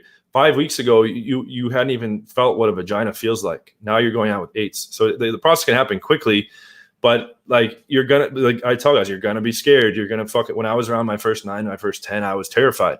I was like, you're thinking, how do I gain points? How do I not lose points? Is this the right thing to say? Is she gonna be offended by this joke? I want to say this thing, but I'm not sure how it's gonna go over. How am I doing so far? You're walking on eggshells, basically. Yes. Whereas I tell guys the best mindset is, before any cold approach, assume you got the girl. The purpose of interaction is not to win the girl over. When you assume you got the girl and you believe it, and you can, as you get results, you have empirical, demonstrable proof that you can do that and it wasn't a big deal. But you need to fully believe that, because if you don't, you're going to be doubting yourself. And I use the analogy of, like, if you went in to buy a car and the car salesman was like, here's this car, the parts are all busted out, the windows are broken. Do you want to buy it? Right? If you don't believe in your own product, if you don't believe in your own worth that you bring to the table, then no girl is going to buy into that either. Right? So if you come in with the mindset on a date or on a cold approach that you already got the girl, that is like at the top of the tree for all your verbals and all your body language to flow from. So once you can get in line with that mindset, that's going to put a lot of the stuff into place. And then guys need to be realistic in their expectations. I tell them at a high level, I'm only closing 10% of my phone numbers. That means a lot of the time it's not going to work out. Nobody can ever avoid rejection. That's part of the game, right? So if you look at like door-to-door sales, the best salesman in the world can never avoid being told to fuck off and getting a door slammed in his face. And I've played games with other advanced friends where when I get a rejection or he gets a rejection, the other one of us will go in 9 times out of 10, the same reaction. So like, there exist girls that really have boyfriends and husbands that don't want to talk to you. There exist girls that are in a bad mood, or you're not their type, or they're just, whatever. They're just bitchy in general. Who knows what the factor is? But I tell guys to look at that. Don't take that to heart. Like, be critical of your game skills and where you made game mistakes, but don't take bad reactions. Don't let it deflate your confidence. Because what starts to happen is guys negative spiral from interaction to interaction and from day to day and week to week. And then they go in like, it becomes self-fulfilling. Oh, I'm the kind of guy that doesn't get girls. The last bunch of times I tried, it didn't work out. It's not going to work out this time. Hey, and they're already done before they've even tried. Right. So let me talk a really quick story. I had a Indian client in Vegas that was like very caught up on the fact that he was Indian and that he was a virgin. And I was only at like 250 late count at that time only. But he was like, hey man, like, you've banged a couple hundred girls. That's why they respond positively to you. And I banged 0. That's why they respond negatively to me. I said, we don't have our lay count on a Post-it note on our fucking forehead. If you come in like the man and you're very confident in believing in what you bring to the table, they're going to respond positively to that. If I come in weak and passive and unsure of myself, they're going to respond negatively to that. And that kind of flipped a switch. And I go through that with a lot of clients. And then he actually got his first make out in pole, and we were making jokes. Me and my old business partner were making jokes. He was like the coolest virgin in the club. But when you get that mindset on track, right, and then you're equipped with the proper strategies, it's very rare that I don't get a guy very good very fast. It's almost impossible not to. There's extreme hard cases and this and that. There's exceptions. But for the vast majority of the guys, massive success is literally like 2 to 3 weeks away. When you're plugged into the right mindset and the right strategy, you're just going to get the results. And then you're going to be able to do that for the rest of your life. This is not rocket science. Like I said, I can explain like most of night game strategy in an hour to an hour and a half. I can just give guys my text scripts, which are the result of texting over 10,000 numbers, but they just copy paste them. It handles every control path, every objection, what to do if she doesn't reply or flakes or cancels or reschedules. So when all the texting is done for you, you have a full game plan on how to run your date and how to close, and the full game plan on how to retain and how to do your cold approach and your online stuff. And you get the pro pictures. Now you're equipped to fucking destroy. You don't need to watch all this crap on fucking YouTube. There's like how you just put this. They're equipped to destroy. Exactly. Pussies need to get slammed and destroyed. So this is fucking great. Yeah. Guys who get laid talk like this, and guys who don't talk like this. They talk just much more hot air kind of flamboyant bullshit. It's like all the marketing stuff, right? Yeah, and it drives me fucking crazy because they have way bigger presences than me, and like I have the goods. What's that? They focus most of their energy and time on scamming men. That's why they have the bigger audiences, frankly. If they actually focused on banging chicks and developing systems and skills, they would have a smaller audience. It is what it is. I'm not a dating coach. I'm somewhere in between, but yeah. The thing is too, and I had a guy give me kind of a rude awakening recently. He's like a internet marketer. He said, "You're selling the steak." He said, "People don't want the steak; they want the sizzle." Yeah. Yep. And he's like, "You need to like I'm on there like, look, I'm banging tons of girls. I'm doing that for everybody else. And people are like, oh, that's not that exciting.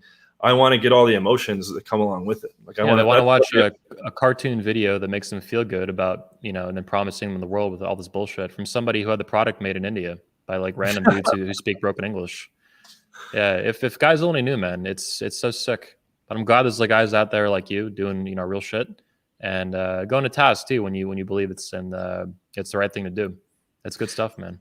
It is a little fucking frustrating though that like I can't post right now on YouTube for a week, and like the channel's under fire. Max is like with minions or whatever coming through reporting videos from years back, and I do have like I have a legitimate business where I'm getting guys good on a regular basis, and now like unfortunately like, I can't even put out like good value content right now, and a lot of those videos, there's like 25 videos we privated, and we're gonna have to go through and scroll, so they're fucking like impacting my business with their nonsense when I'm trying to show people, look, he paid girls to be in this harem. He's not banging them. They're just posing and building this fake image so that you guys will buy his business mentoring, which doesn't work, by the way, at all. Yep. And if anyone talks against it, he's going to try to censor you. And, he's got all these offshore it goes so deep. Like I was saying, these guys got offshore bank accounts. There's so much shady shit happening. I've heard of them threatening to destroy people's lives and all this stuff, or actually trying to. Yep. The real stuff behind like real social dynamics is incredibly dark, darker than anyone could ever imagine. And they threatened to sue me a long time ago, back in like 2009, 2010. They threatened to sue me. Yeah, they sent me a nasty fucking letter. For what? I don't even remember. Something about a video. Oh, it was a video of Manwhore we had, a speaker, the guy you talked about. And we put their website on it. We're like, visit Manwhore at, whatever, rsdwebsite.com or something. And they sent this huge fucking, BS letter. But Manwhore got him to chill out. I didn't have to lawyer up or anything. I dare them to fuck me now. I'll go to war with people, man. I don't give a fuck. I have enough money, skills, relationships, time, attention, lawyers. Like, I'll do whatever I got to do. I'm not going to be silenced by these fucking scumbags. And people need to get called out. People want this united manosphere and all this stuff. It's like, what do you think that takes? Singing Kumbaya around a fire or calling frauds out? No, you have to call fraud where you see fraud. It doesn't mean I'm some fucking. I don't want to spend 24 hours a day bitching at people on the internet for being scam artists. It's never gonna end, right? There's always gonna be scam artists. But if there's a systemic, really problematic level of it, it's got to be resolved. It's got to be healed. Well, especially when it's the majority. Like what I don't want to make you put out a number here, but I'm gonna ask, what would be your best approximation in the manosphere and at large in general of people that are scamming the audience? What percentage would you put out there? Are you including like internet marketers like Tao, Badass, and these people? Yep. Yeah, if you include the internet marketers, so I don't even consider them part of the manosphere sometimes, because all they do, they're just like clicking shit on fucking. But their products are impacting all the viewers at a big scale. That's true. And they're searching, they're trying to SEO shit and just, advertise. And yeah, so I give a point. I know. If you include them, probably 70 to 80%. It's Pareto principle. It's a minority of men in the manosphere and content creators who are legit, who mean well, who are doing well by the community. They're making money at what they do. Hopefully, if that's part of what they do. Some people don't. They really don't. They don't do shit with it, right? They just kind of doing the thing. But there's a chunk of guys who are doing well, and most people are not though. It's 70, 80%, I would say. Yeah, who are just really serious frauds. You mentioned these big internet marketers. I don't even go into them sometimes. That's to me like a lost cause, because they're so massive and they have so much. They're so motivated to be scam artists. It's like, well, what are you even going to do? Their direct response also. Like you get hit with a sales presentation, you make the buy decision. They're not going and researching this whole thing before they purchase. Yeah, and they're not even aware of competitors, for example, or people who are criticizing this stuff. So to me, what matters, there's like, you have internet marketers floating around doing this scammy bullshit. You then have what I call the manosphere light, which are guys who are not super involved, but sort of Jordan Peterson types, Stefan Molyneux, guys like this, Sargon of Akkad. They try to help men and talk about these issues for men, right? Fatherhood, feminism, all this crap, Me Too crap, false allegations. Then you have like the core manosphere, which is I think where you and I operate. And that to me is where it matters, because if you can heal that and focus on that and fix that, that will spread, I think, and disseminate out as best as it can. I don't know what we can do to stop without class action lawsuits against these guys. That's a big deal. That's actually how you stop these massive frauds from going on. But how much time and attention can you devote to that, and who's going to get it done? God bless you if you can get that done, dude. I support you 100% on it. I just don't know if I'm going to spend, huge amounts of money in my life and time. I went to war with Rollo Tomassi because I thought it was the right thing to do. I took a lot of fucking bullets for it and a lot of heat, death threats, all kinds of shit, right? It cost me a lot of money. But I put my balls and my money where my mouth is when I thought it really counted. And I still do that from time to time. Donovan Shart has been attacking me, for over a month now. I let it slide. I'm like, fuck this loser. I don't want to deal with this. Do you see his girl? Oh, she's disgusting. Yeah, it's brutal. You did a criticism of that, and you hit the nail on the head. A 3. And if a guy's dating a 5 and calls her a 6, I don't care. I'm not here to nitpick with people about upping a girl because they have beer goggles or girlfriend goggles or whatever. But when you're tripling numbers, it's a problem. So your analysis of that was spot on, 100%, like really spot on. And I wish guys would watch more of your videos, man. I hope they do. But he's like ultra popular, right? Nah, who cares? His channel's dying. That's why he's drama marketing now. That's why he's attacking everyone. His channel's he had some sort of, I guess he's getting like shadow bans on his channel, which happens to like every YouTube channel that's not mainstream. So he's kind of frustrated with that. I think that's why he's drama marketing. I hadn't talked to him in months, and this dude came out of nowhere attacking me. I kind of figured out last year he's kind of a piece of shit. I'm like, man, fuck this. I'm gonna stay away. This dude, he dropped out of 21 Convention and he blamed Stefan Molyneux and Candace Owens, which is so weird because Candace Owens is this black anti-feminist conservative woman who I don't have anything to do with. I've like retweeted her or something, right? So he drops out of 21 Convention and 22 Convention, blames this feminist black chick or anti-feminist black chick that he hates on me because I retweeted her or something, or Stefan Molyneux retweeted her, one of our speakers. And then he blames Stefan Molyneux for going after George Floyd, all this crap. I'm like, this is a bunch of fake news garbage. Like, the fuck? Anyway, he started attacking me like a month ago out of nowhere. And that really was surprising because it didn't make any sense. Like, I hadn't talked to this guy. There's been no communication at all. There was no public problem with him. Even in private, I was getting suspicious, but I was like, I don't have any fucking beef with this dude. He comes out of nowhere coming at me, attacking me, right? And then he's like, oh, I'm not attacking Anthony. But he goes on these hour-long tirades about how untrustworthy and what a scumbag I am. I'm not attacking Anthony, but let me spend 45 minutes bitching about how much I hate him, right? That's all this backhanded, like you're saying, this Nietzsche shit. It's clown world. It's upside down, right? Oh, I want to unite the manosphere, but let me go attack everybody, for no fucking reason. This dude came at me for all this fucking fake bullshit. And finally, the day I was like, fuck this shit. I'm done. This guy went too far. He's lying about the Candace Owens stuff. He's lying about all this fucking garbage. He's secretly married to that chick, by the way. I don't know if you know that. Yeah, he had a secret wedding with her. He had a wedding. I don't know if he's legally married, like with a license, because he tried to copy what I did, which is called private marriage. So I don't know if he went through with the marriage license or not. But he had a secret wedding and a secret honeymoon in 2019 in summer. That's why he didn't speak at our Poland convention. He was on like a honeymoon and shit. And then he even had his first anniversary in Florida last year, in Florida. He told me this shit. Like, it's fucking crazy. So this guy, I mean, it's so fucked, dude. And people don't know that he bashes marriage all day long on his channel, right? I mean, hey, if you have criticisms of marriage, I do too. Legally. Same with Rollo, right? Yeah, Rollo's a massive fraud in like 10 different ways, but Rollo's also a doxer, which is way more serious. I mean, it's one thing to scam dudes out of like a $57 ebook, but if you're actually doxing dudes and trying to ruin their life just to make yourself famous, that's like super fucked, ultra fucked. I can't get around the people that are not practicing what they preach. So Donovan's all anti-marriage and got a secret wedding. Yeah, exactly. His wife, girlfriend, whatever the fuck owns him. She completely runs his ass. It's pathetic. It's really pathetic. Like, it is so opposite how he presents himself in public. Like, I am who I am. I'm not perfect, right? I've made mistakes in my life. I do what I do. I piss people off. I go to war for what I believe in, and that's going to cause ruffle feathers and shit, right? Like you. But I am who I am. Like, talk to Xavier, talk to Socrates, talk to the guys who fucking know me for 15 years. I am who I am. I am who I am on the internet. In real life, it is what it is. And that's confusing to people because I'm like, I make these memes and piss off all these people, right?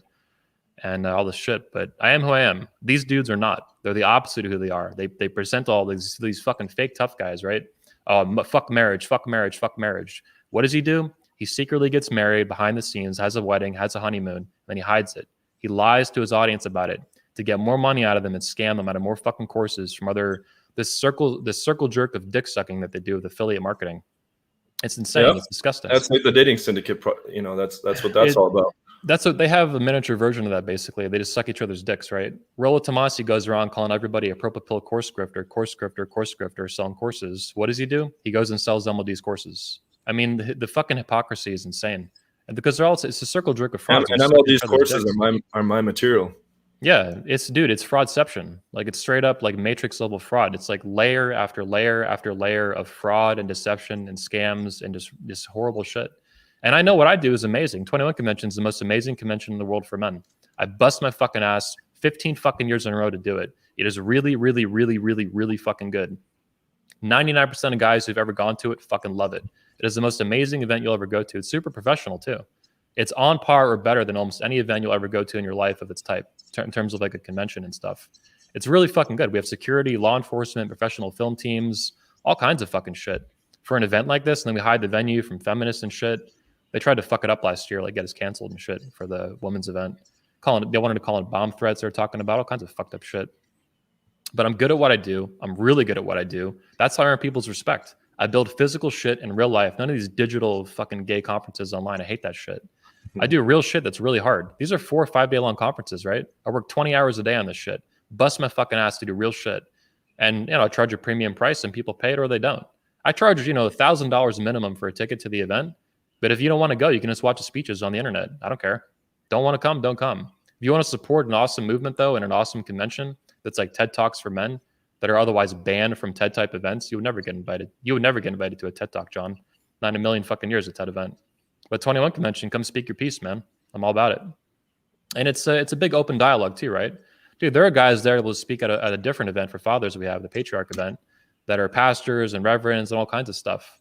And we get along, right? We have shared values in some ways and shared visions for the world. And we're all pro men and pro masculinity is what I get. That's the sense I get from you. You want to help men. You want to see them do better. And fundamentally, that's where your head needs to be, not to scam them, rip them off, all this bullshit. These fly-by-night fucking coaches and marketers that pop in and out, 3 years at a time. You've been around a long time in the community, and I appreciate that, and I respect that. It's the ultimate test, right? Time. Will you pass the test of time? I have. I've been doing this for 15 fucking years. My event's better than anyone's in the world's. No one else even compares to 21 Convention by far. They can all fucking lick my balls. All of them are dead anyway. Where's RSD World Summit? Gone. All these other conventions, gone, dead, dead. What keeps going? What keeps persisting? 21 Convention. Over and over and over and over again, all over the fucking world, when there's not this scamdemic crap going on. So I don't know. And what you said, I respect that a lot about how you just like, speak your mind and people like it or they don't. I'm the same way. It's like that scene in Scarface where he's like, I always tell the truth even when I lie. He's like, basically everybody else is the same, but they just all fucking hide. Yeah. It's the hiding and deception and misrepresentation that's really disgusting. Like it's fun to insult it and make fun of it, but it's really disgusting. When someone gets married and then, so when someone like Donovan Shart bashes fucking marriage and single moms and all this shit, right? And then he secretly gets fucking married behind the scenes as a secret wedding and a secret fucking honeymoon. And then he continues. A really fucking ugly chick. Yeah, it's that bad. Like, I'm not going to get into it because I've met her in real life a couple times, but your analysis is spot on. I don't dispute it in the slightest. And I say that in particular because the dude's tripling numbers, like 3 to, he calls her a 9, and it's not a 9, it's a 3. Like, that's really bad, man. Everybody has preferences, right? If some guy is dating a 5 and he thinks she's a 6, I'm not going to go to war with him over it. Like, it is what it is, man. But don't fucking piss in my leg and tell me it's raining. Don't fucking fuck 2s. Fat ugly 2s and tell me they're 6s, right? You're fucking heffalumps, like these fucking war elephants. Then tell me they're hot. Like, no, you're crazy. They're delusional, man, is what it is. They're fucking delusional. So does he really think she's a 9? Yeah, look on his channel. He calls her a 9. He calls her a 9. It's insane. It is, dude. Behind the scenes, people see this shit and they're like, "Did you see him say this?" I'm like, "Yeah, it's." Does he show pictures? Sort of on his Instagram and stuff a little bit, but dude, in real life, you're spot on. Like, I'm just gonna say it straight up. Like, your analysis, you hit the nail on the head. That's the exact number I had. Like, you nailed it, 100%. And it's worse in real life. And when it's below, and guys look at that as shallow or whatever, but when it's below average and you're a guru, why are normal people out there banging girls hotter than you with no understanding of any of this stuff? When I first met her, the first thing I thought was like, I thought Donovan could do way better than this. Like, why is he with this chick? But then I'm in the middle of a conference with 200 and something men, and I don't have fucking time for this shit. I'm on an hour of sleep, for the 5th day in a row. I got shit to do. Now it's a mental note in the back of my head, obviously. Like, that was really weird. Like, why is he dating this chick? But when you're dealing, dude, I have relationships with like over 150 speakers that I have to kind of maintain and manage. I don't always have time to go investigate this shit. But no, your analysis is spot on. And this dude deciding to attack me in public unprovoked, and then he played the victim card. Oh, this dude starts fights with people, right? Then he gets punched in the face, and he's like, "Oh, why'd you hit me, bro?" It's like, because you're a piece of shit and you decided to attack me. Like, you fucked up, dude. What do you think was gonna happen? You're gonna fuck with me, I'm gonna knock your teeth out. Like, that's how this goes. So he's not coming to the convention anymore. Well, you said he dropped out, right? Yeah, he dropped out. Then he tried to get back in. He begged me on text message to get back in. He dropped out in the summer. All right. He blamed Candace Owens and Stefan Molyneux. He dropped out of 2 conventions, the one for the women and the one for the men.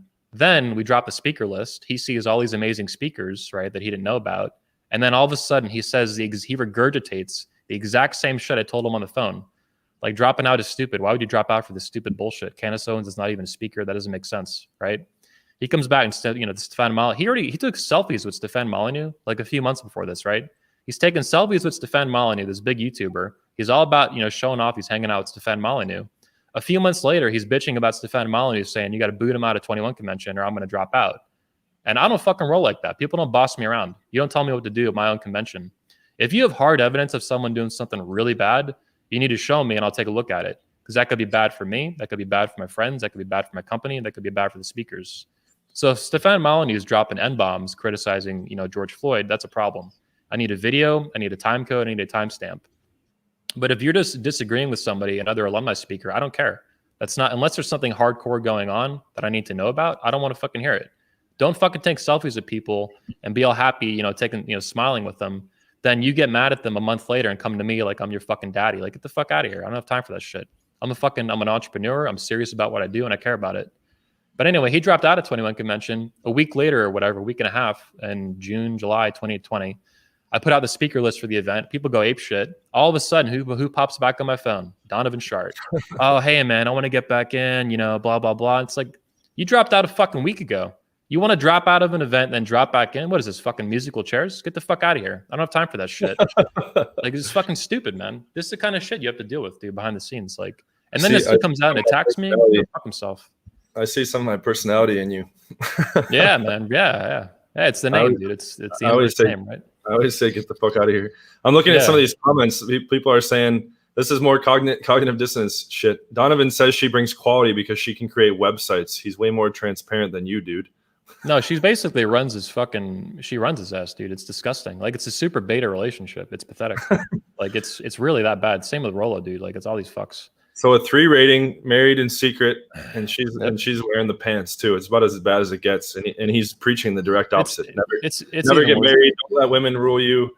Marry hot chicks. This is just even the marriage stuff's just tip of the iceberg. It's actually worse. Like the rest of the rabbit hole you mentioned, this dark rabbit hole, it just gets worse and worse. The real shit about Donovan and all these guys, it's an endless fucking bottomless pit of dumb fuckery and just fraud and retarded shit. It's so fucked, dude.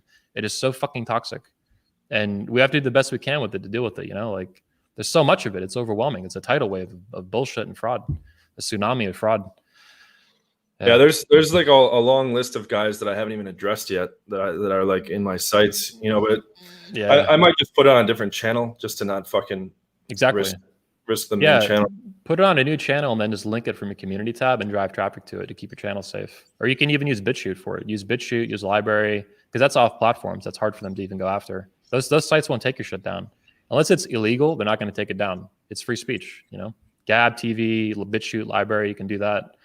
But, when they come out, let me know, man. If you're making videos that have evidence and you have, legitimate criticisms of people, you should put them out. And I'll promote them as best I can, my Twitter and my accounts and stuff. And go to war, man. People need to do it. People need balls. This is a savagery that the manosphere needs, and it lacks because it's filled with these fucking beta sheep and mano sheep and shit. And we need men. We need men, man, to be men. You said it exactly right. As there's this like masquerading alphas that are actually very beta themselves. Yep. Pushing lots of beta behavior disguised as alpha behavior, and the whole thing's flipped upside down. Yeah. It's fucked. We'll talk more about it, but this has been an awesome show, man. I really appreciate it. Thanks a lot for having me on. Let me just direct it for whoever's still on. Check out John Anthony Lifestyle YouTube. The 8-week mentorship program I run is platinumdatingsystem.com. Yep. At the bottom there, you can get on a free 30-minute call with me. I'll explain that. But I can't post for another like 5 days, but I'm back daily content after that shit clears. Cool. And we'll look forward to the second channel with all the blasting. And yeah, I'd appreciate. You got a much bigger reach than me. I got a lot of stuff to say about these motherfuckers. Yeah, man, go to war, dude. I'm all about it. You want to go to war? I'll take you to war. Good. I'm all about it. I'll support you. And also links you mentioned that you just, these links are in the video description actually right now. So if you're on Facebook or YouTube watching this, the links are there. Check out his channel. John Anthony Pickup, or what do they search on YouTube for? John Anthony Lifestyle. Pull it up. And then visit platinumdatingsystems.com. Boom. John, appreciate your time. Appreciate it, brother. Everyone else, thanks for watching. Looking forward to meeting. When is the conference? October 2021. Okay. Yeah. Okay. I'm working the exact dates I have, but I'm still kind of nailing them down, the details and stuff. And it's going to be 3 conventions at once, 21 Summit. We'll have 21 convention for men, 21 convention for fathers, a patriarch edition, and the 22 convention for women to make women great again. So it's a great time. It's a lot of fun. This will be in Florida? Oh, yeah. Orlando. That's where we were founded. Yep. Sweet. Okay. Yeah, you can meet Xavier, man. Meet the guys. Awesome. Yeah, I appreciate it. Yeah, thanks for bringing me on. This was cool. Yes, sir. We lined up actually pretty close. I had no idea. Yeah, man. This has been really fun. We'll end out here, though. Everyone else, thanks for watching the Red Man Group episode 136. I'm pretty sure it's 136. I'll see you next week, 11:30 a.m. on the Red Man Group on 21 Studios. Peace out. Hit the like button. Leave a comment. Comments are really important. Thank you. All right, guys. Thanks.